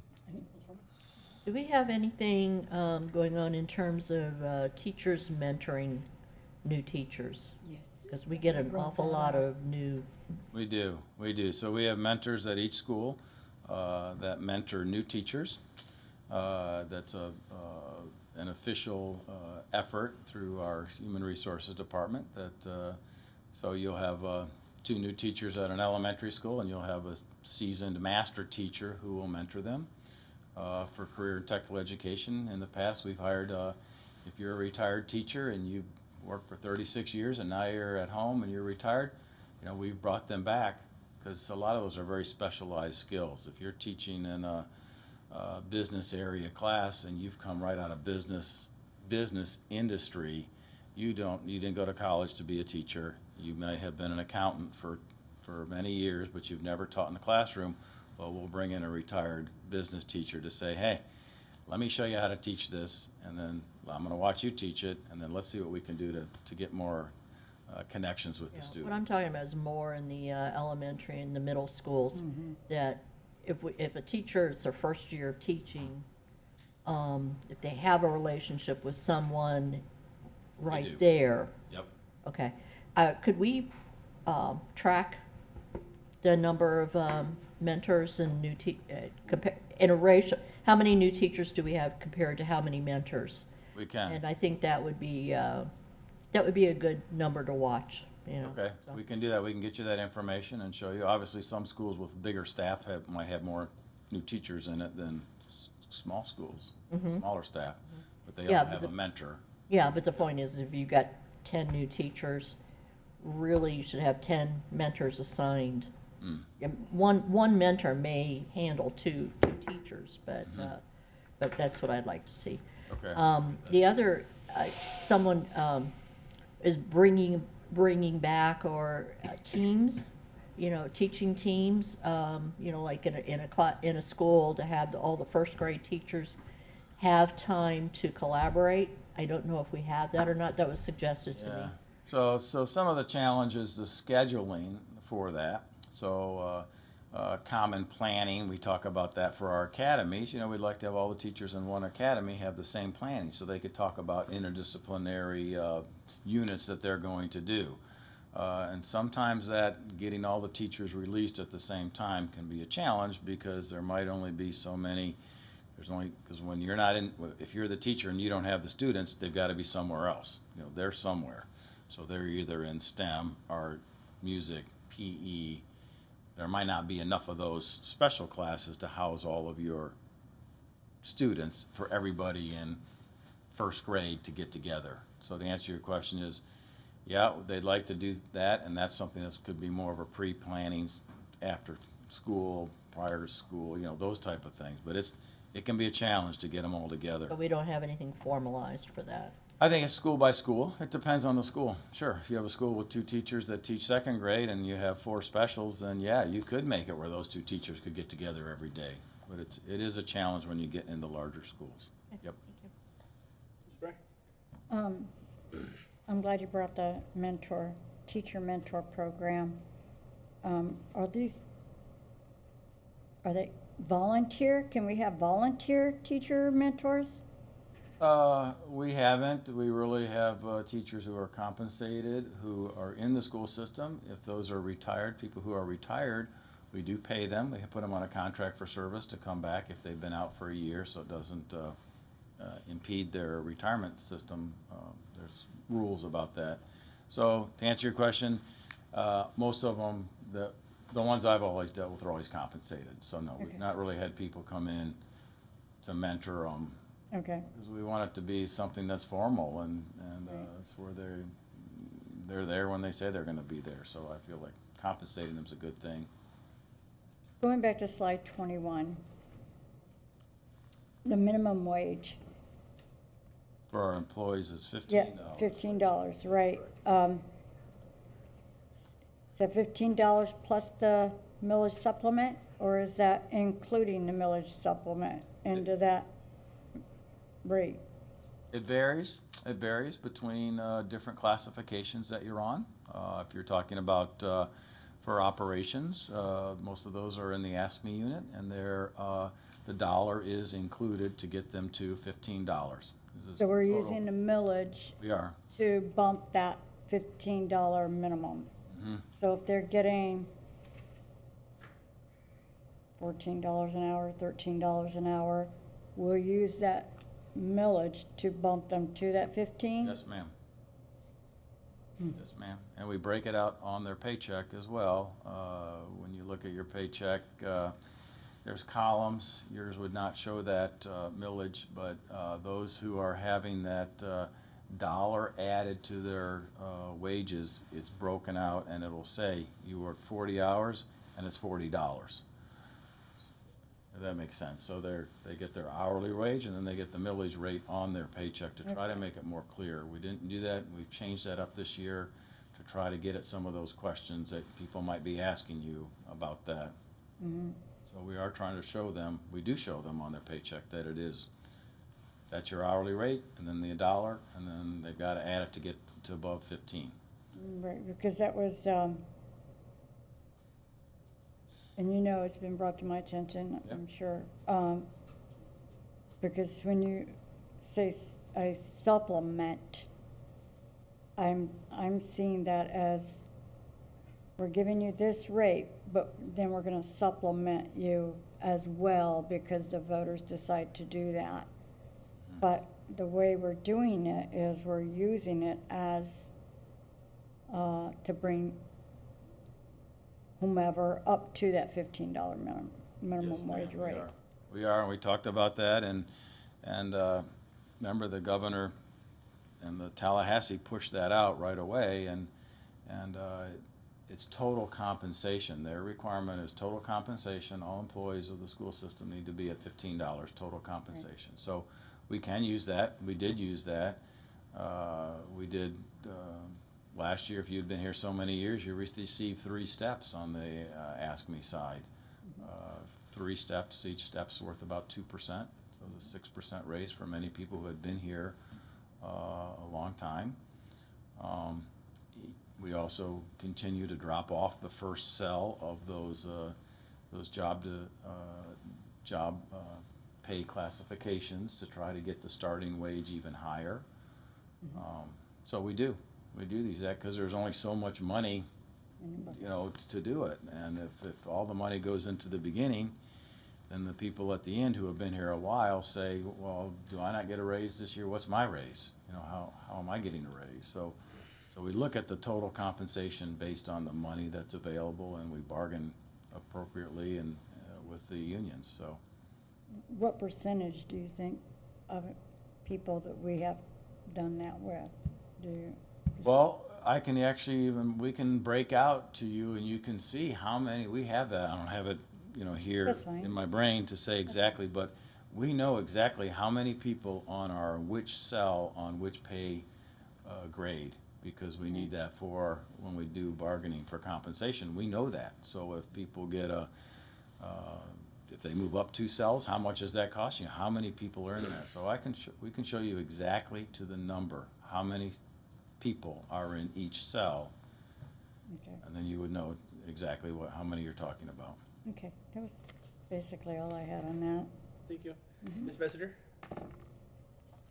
No, only to hit on kind of what he just said. A lot of that we talk about when we talk about bargaining and Yeah. in shade sessions. We Yeah, did. we'll get into that. Yeah, and we'll bring that up again this summer. Right, I just Talk about it.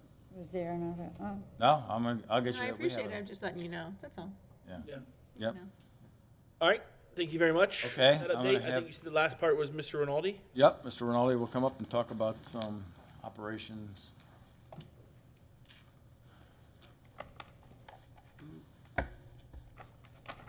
slide, what? Good morning, no, good afternoon. Yeah, afternoon. This afternoon, You can go down, but you can't go back up on this thing, so don't go past where you need to be. Oh, okay. So am I on Yeah. 24? Okay.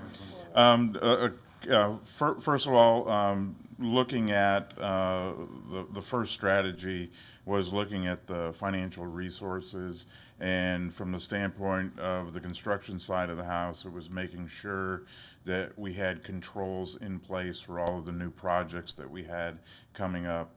First thing we did was we put a procedures manual together that probably took us about 4 or 5 months, and within those procedures, it identifies certain items that the general contractors or the construction managers need to deliver to us.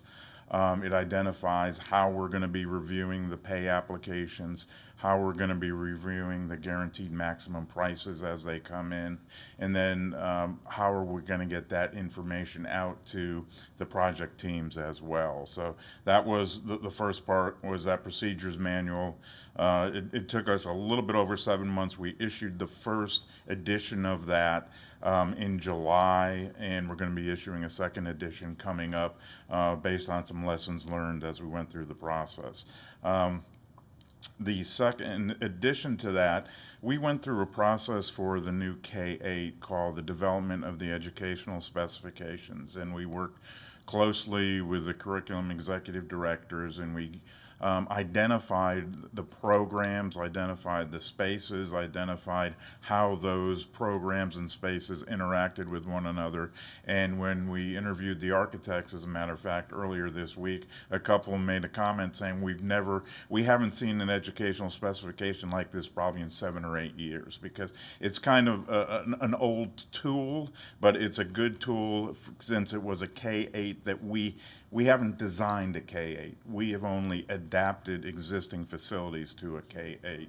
So we went through and worked with the executive directors to identify those things. And I think it turned out fairly well. In regards to the presentations earlier this week, we got the information out of those architects for their prototypes that they presented to us, because they based it on that educational specification that we put together.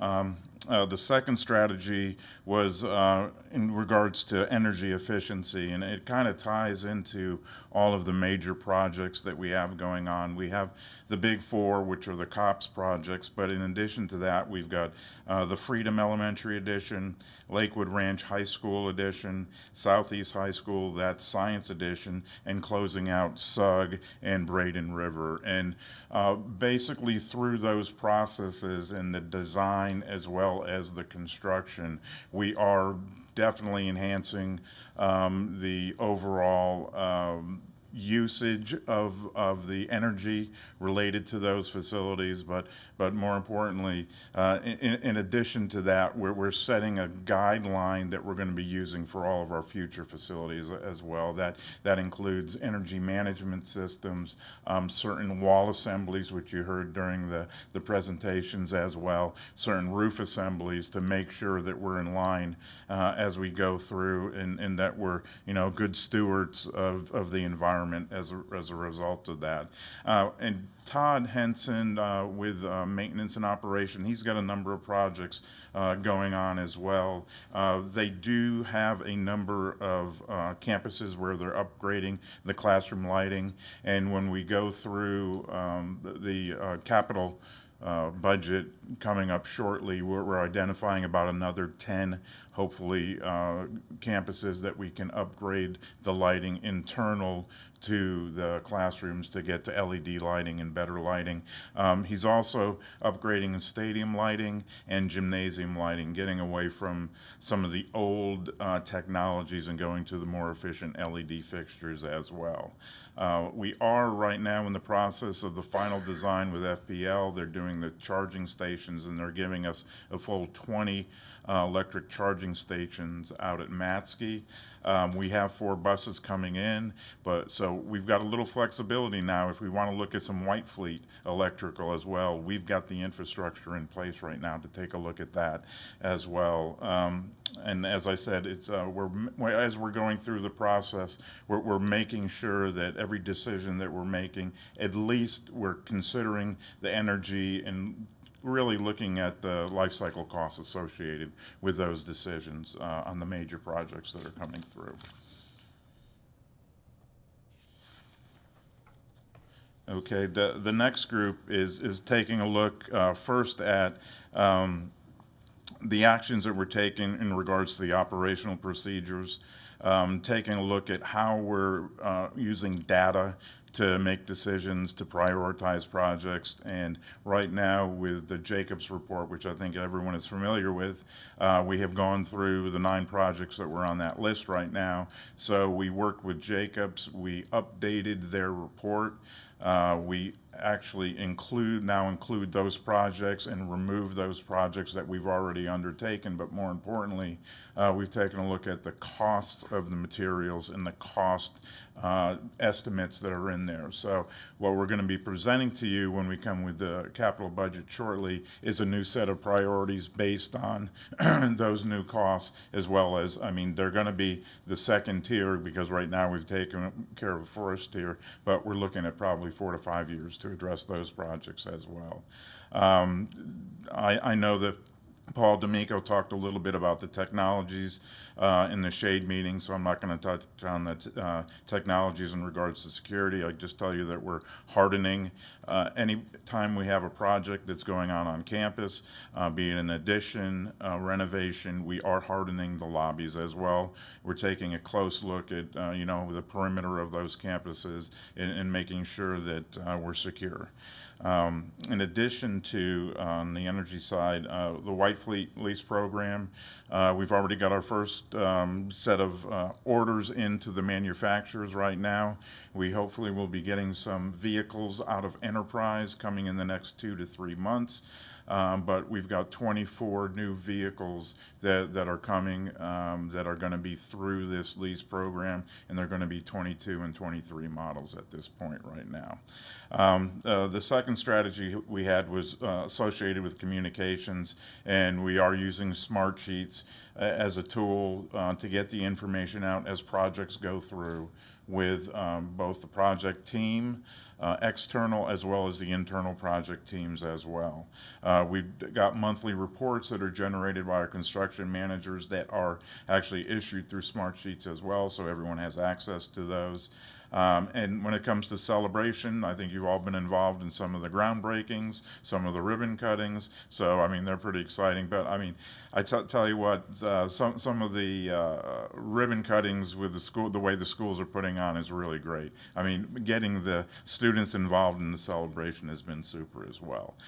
From the standpoint of food service, everything is going well there. We are one of the only districts regionally that has held on to U.S. foods, so we haven't had to go out and try to renegotiate our contracts right now, and we're renegotiating a little early with them to lock them in over the next couple of years as well. So that's going well. You know, our menus are developed by registered dietitians, and we do get significant input from both staff as well as the students as we develop those menus as well. In regards to transportation, not so good news there, but you know, gotta have the bad news and the good news. So we have been working with Alpha Route, and they are working with us to optimize our routing software, optimize the way that we're doing the routes as well. At this point right now, they've come up with a recommendation that they think they can reduce our number of routes from about 104 where we're at right now to around 94, and they have some specific recommendations. We are trying to slowly implement some of those mid-year, but when we get into next year is when we're going to revamp the routing system completely and actually take care of that. But you know, you got to report the good with the bad. So first 6 months at the high school level, in the morning, our late arrivals were 4%, afternoon 8%. So we averaged 6 at the high school. At the elementary schools, we were at 15% in the morning, and we were up over 58% in the afternoon. So we can see as time goes on, traffic starts to impact, and as well as, you know, the efficiencies of the routing. And then at the middle school level, believe it or not, we're 12% in the morning, which is pretty good, but we're 79% late in the afternoon right now. So that is, and one of the changes that we made right around the first of the year was at the elementary level, we said that by state statute, we have to have the parents there for the kindergartners to meet as we drop them off, but we were doing it for the first graders as well. It wasn't required. So we took that requirement away, and we really hoped that we would see a bump, because what was happening was a parent wouldn't be there. So that elementary driver then would either have to wait or circle back to the school, and then that would further delay the middle schools. Well, at this point right now, we've only seen about a 1 or 2% reduction in the late time at the middle schools right now. So we're further evaluating that, trying to come up with some other methods to help with the late schools. But those were my 2 slides. Awesome, thank you. Ms. Messenger, anything? Ms. Spray? Just me, a couple of things. When you was talking about routes, the bad news, do we measure the time of students on a bus, how long they're on that bus? Yeah, yes, we do. There Through our and routing system, we can do that, yes. Okay, and you said that you were gonna reevaluate how many routes we can decrease. Right, Is that exactly. gonna increase the time on the bus for that student? Believe it or not, well, and it was interesting, looking at some of the recommendations, they were reducing the occupancy of some of our runs. And we thought that was interesting, but when they ran this is a computer model, when they ran the computer model, by reducing some of the occupancies on which would shorten the runs as a result of that, it helped overall with the on-time percentages that they were predicting. So Okay. we'll see if that works. Okay. And construction. I get a little confused about the custody report. That I want to schedule time with you, one-to-one, so I can understand that. Okay. Because looking at that report and understanding what the directive we're getting from DOE, and when you can remove a building, replace a building, whatever. I need to understand that a little better, because we can save a school, rebuild a school that's 30-some years old. We can't tear it down whether we want to or not, because the Department of Education is saying, no, you can't because of this custody formula. So it's kind of confusing to me, so I'd like to talk to you sometime offline and get a better understanding of that. To be honest, I really do need to deep dive that whole process. Well, the whole process is they're making us jump through a hoop because Right. it's required by statute, and then they're not really paying attention to anything we're submitting to them. They're looking at how old is it? Did you do any major renovations in the last 10 years or so? And that's the sole item, no matter how much we tell them we've got issues with security, we've got issues with ADA, how old Right. is it? That's it. And but It's this something that is needs to be happening looked at. statewide. Right, I agree. And I have heard the same thing from other districts, that that's a huge challenge, is to get them to see, they're not coming here and doing an inspection, they're just looking at data, so I'd like to sometime schedule time with you. Okay, that's all, thank you. Mrs. Foreman? Yeah, I'd like to get your input on what you think about the new legislation that will change school start times and how that will affect our transportation. And this is going through as a House bill right now? Yeah. Okay, yeah, I have not researched that. Kevin, have you? No. We're doing all. Transportation's coming up, but, We're doing this analysis, and then we may have to okay. scrap it, but it's based on, students perform better, the high school students, if they can start school later. So, and I know we did do that analysis, didn't we, not that long ago, if we switched times between high school and middle school? Yeah, Mr. Clark and I looked at a number of scenarios, and especially pushing the high schools back just impacted so much else associated with high school later in the afternoons. Yeah. The buses and everything else. Busing, the after-school Oh, my athletics. goodness. Do we have more middle school students on buses or than high school? Typically, yes. More middle school? Yeah. Okay, thanks. If you remember, this is going back a few years ago, that we did bump the start times, pushed them back 5 minutes between the schools to give more spacing for our buses, because the buses were having a tough time. So, but even that created concerns. People saying, 5 minutes, that's going to be a lot for us, So we are continuously looking at that, but it's a challenge. I know the state's talked about that before, and some districts have pilot tested that as well, where they talk about flipping the schools, and that can be a challenge with our parents too, who have they've been used to doing it one way, now they're doing something else. Their child care isn't lined up, so we'll see if this thing makes it through all the stages in Tallahassee. I predict probably not, but but they have to keep talking about it because they keep getting they're having transportation issues also.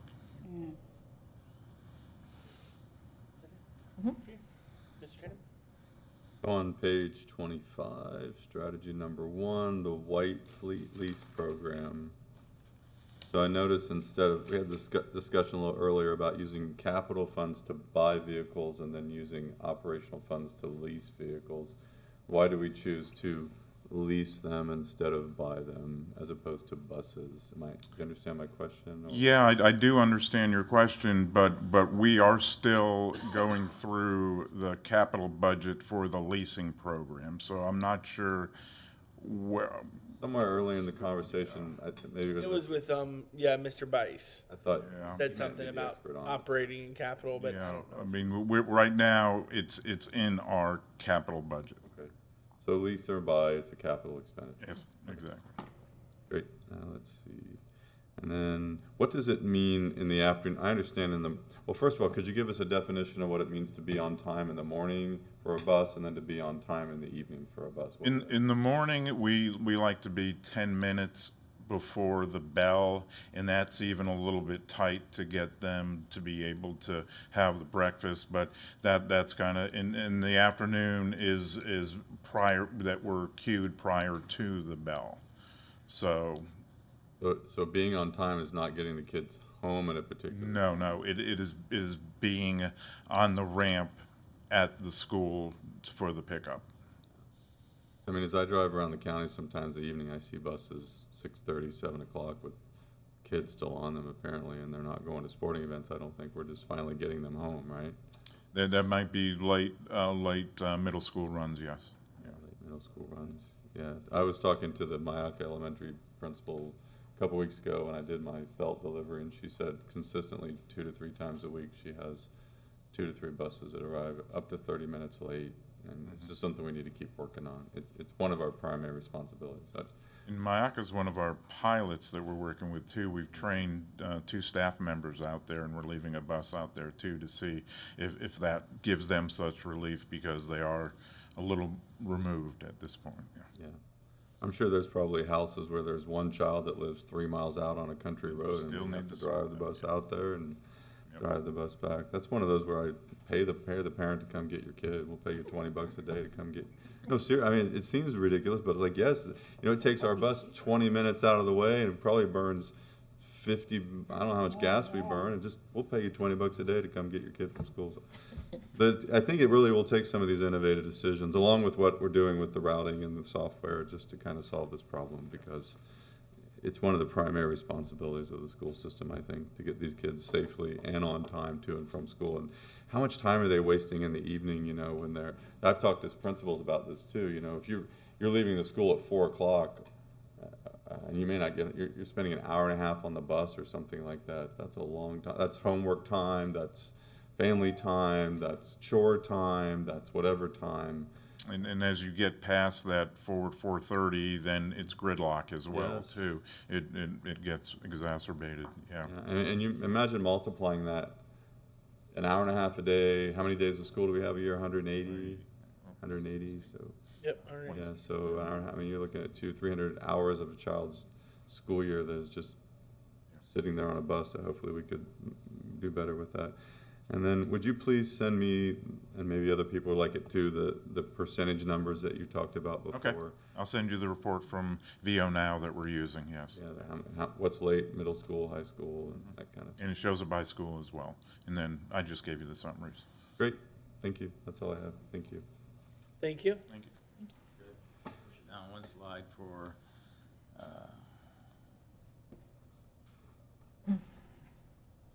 so obviously, we've had a lot of conversation with this in our closed sessions for our safety and security. I mean, at the 10,000-foot view level, our goal has always been to be one of the safest school districts in the entire country. And truly, I believe that we are doing. I've not seen a school system that does more than Manatee County. I truly believe, and the credit goes to everybody who's worked so hard, from IT to safety and security, to our schools, to people taking it seriously, to the parents, to students, see something, say something. I mean, everybody is chipping in to ensure that we have the safest schools possible. Fencing project to make sure we are in keeping people out and keeping people in for playgrounds, and we're always open for other ideas on how to increase that, but the procedures, the practices that we have, the new technology that you saw at some of our football fields and now are deployed in our schools, as you know, right now, for crowd control, and I do not think there's a school system that's done more, but we're going to continue to push and do more and more and find new technologies to ensure that our students and our faculty are as safe as possible. So we really didn't have a lot to talk about on this one, other than saying we're going to keep it up. We're going to keep pushing forward. As a parent too, my kids are in our public schools too as well. We all want our students. We want to be able to send them and not worry that, we've not done everything we can. The next one besides that is really communications. Really, Mr. Chapman has some things to add to this one, and then that'll, the next two slides really. I'm behind Right you. there, all right. We need a rearview mirror. The last two slides, is just our continuing efforts to keep finding ways to communicate to parents, to staff, to students, and meet with the community. I think last night some of you were at a community meeting we had. As one example. Tomorrow, another example of reaching out to the community. Omar spends his nights going to SAC meetings all over the county, meeting with parents, talking to them about this, about the strategic plan, and answering their concerns and bringing that back. He spends some of his days going to faculty meetings, doing the same thing. So we're, and Mike Barber's team, the MSTV team, is working very hard. It's like, I was just trying to think in my head, I think it's less than 10 people trying to run a marketing firm, really. Speaking of marketing firm, we're actually talking to a group that specializes in teaching schools how to market themselves. When you think about it, especially with the legislation that may come out, every day, our schools, our school district really has to market ourselves. We have to think of it as a business now, and so, I was going to say these poor principals. They're not poor principals. Our principals and our APs are running great schools. Now all of a sudden they have to now run their own little marketing firms and promote what they're doing, and this is an incredible amount of work. So. As a communications team, Mike Barber's trying to figure out ways where we can, over the summer, start to kind of give some tools to schools on how they can market the great things that they're doing. The district does that, but as schools can give them the resources and tools to find better ways to do it. So when that choice window, the choice window now is really all school year, but when the choice window kind of comes, if you will, in that December timeframe, that we're really showing the community and parents that the best choice is our schools, and so we're kind of finding ways to do that, so that's really what these 2 pages are. It's just continuing these strategies and goals of finding different ways to do that. I think the Good News channel.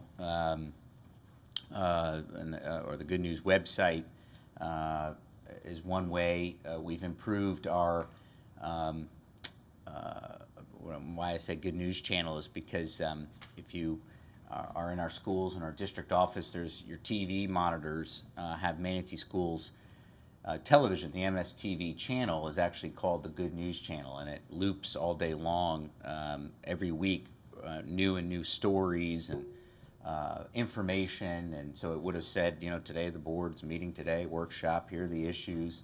There's probably some pictures from last night on it from our community meeting. There'll be pictures from Saturday on it to keep our staff and students updated about what's going on in the district. So we're also looking at better technology, faster technology to maybe do surveys. I know Ms. Foreman's asked me about that many times, is how can we kind of continue to survey parents and student staff and the community about how we're doing. And so I think we're looking at easier tools to do that than deploying a survey, and it takes a lot, where maybe it's something that's constant, something that there's different apps that do that now, that if you have a concern, you type it in, and the app then directs you to the person who has an answer. So one concern is you got to make sure that answer is the right answer. I got to make sure that answer is the right answer, right? So, but we'll work on that. But and also I know Mr. Tatum's raised a good point too about maybe centralizing a place where parents can go, to have any question answered. So they're not just trying to figure out what phone number to call and all that stuff. So so these are things that are in the plan here to kind of solve as we get to the next school year. So I'll end there, but there's probably if there's some thoughts or questions there. But Mr. Tatum? One thing about the last night's event, there's some tutoring going on there that we talked about, and those are some good news stories, especially as it relates to the millage. So just thinking about keeping track of those kind of, maybe you do, but Yeah, just keeping track of them, and when the time comes, if we will need to go talk to the community about that there are some good news stories that we can, specific examples of how this money was actually used to probably do something that certain segments of our constituents would like to see done. yeah, And that's a great point. Yeah, you're a program where we teachers after school can tutor our kids at community centers or churches, and the millage pays their hourly rate to do that. We are working on that because the feedback you get from the teachers who are involved in the program is unbelievable. The positive feedback, and then also like you heard last night, some of the life-changing things that are happening with the families and kids that are involved in the program, where they were not doing very well grade-wise, and now they're doing much better, and kind of building a little self-esteem and a little confidence and all that. So we're working on that, is making sure we're capturing those stories and that data. and drawing it from, I think the lady who runs Avenue 941. Brenda Critchfield, yeah. She actually, didn't she mention like 90% or something of the kids that go into these programs improve their attendance, improve Yep. their grades? Yep. She can factually show that it's not just an opinion, it's data, and she has it. It would be, hopefully we're grabbing that data to show that it's actual evidence data. It's not just a good feeling, hey, these kids are doing something after school, so. Yeah, there's a program, you met Gary Crawford last night. He put in a Game On pilot at Lee Middle School this year, and it's reduced behaviors. That was a school that behaviors was a tough issue there, and it still is, but we're seeing a good decrease in behavior issues at that school, and we have a meeting later this month to talk about maybe making that a permanent program there, and maybe in other schools where we're seeing that, because George Schreier and his team, our Director of Student Services, is running a lot of pilots, a mentoring pilot, a couple of other pilots in some of our schools, and the data is showing some good work. So we may be coming back to you, maybe seeing it in board work for maybe next school year for some of these programs that are from leaders that we met last night who it's showing a difference. So, As we're talking about this here, I mean, I'm getting more interested in it. Just seeing some of that data. I mean, if you have that data, like, I would be interested in seeing it, because it's good information for me to have when I talk to the community, when they say things like, well, we hear that there's a lot of discipline problems in the schools. What are you guys doing about it? Well, we have programs out there that are taking care of it. And I'm like, well, what programs do you have? I don't know. Mr. Chapman said we have them, or Mrs. Saunders said we have them. It would be, so here at Lee Middle School, this is the program we put in place. It's run by this nonprofit agency, and it reduced suspensions, out of school suspensions by 37% over the last school year. That would be the type of information that would be interesting for me to have. we'll work on that. Okay, Very great. good point. Thank you. That's all I have. Ms. Foreman? Nothing, thank you. I'm good. Ms. Messenger? Only to comment that you are hoping to create something where parents can go as a resource, and I think that's what social media is for already, so. Yes. But, Where I get all the answers. That's it. yeah, Good stuff. thank you. All right, well, I think that concludes everything, unless anybody's got anything else for the greater cause. Thank you all very much. Oh, yeah, Mr. Armour. About our Grow Our Own program. So we're really looking at hiring our students directly out of high school Yeah. into some of our entry-level positions. So in addition to, talking to them and trying to encourage them and recruit them and nurture them, to reinvest in them so that they can impact. And that's kind of some of our innovative ways to kind of impact, our gap that we have with recruitment, retention, and outreach. So that's just another layer, because if we can educate them here locally, and they can impact our community locally as well. You're right. Omar, I forgot to say, the other thing Omar does all day long is he goes and speaks to high school seniors and tells them about this.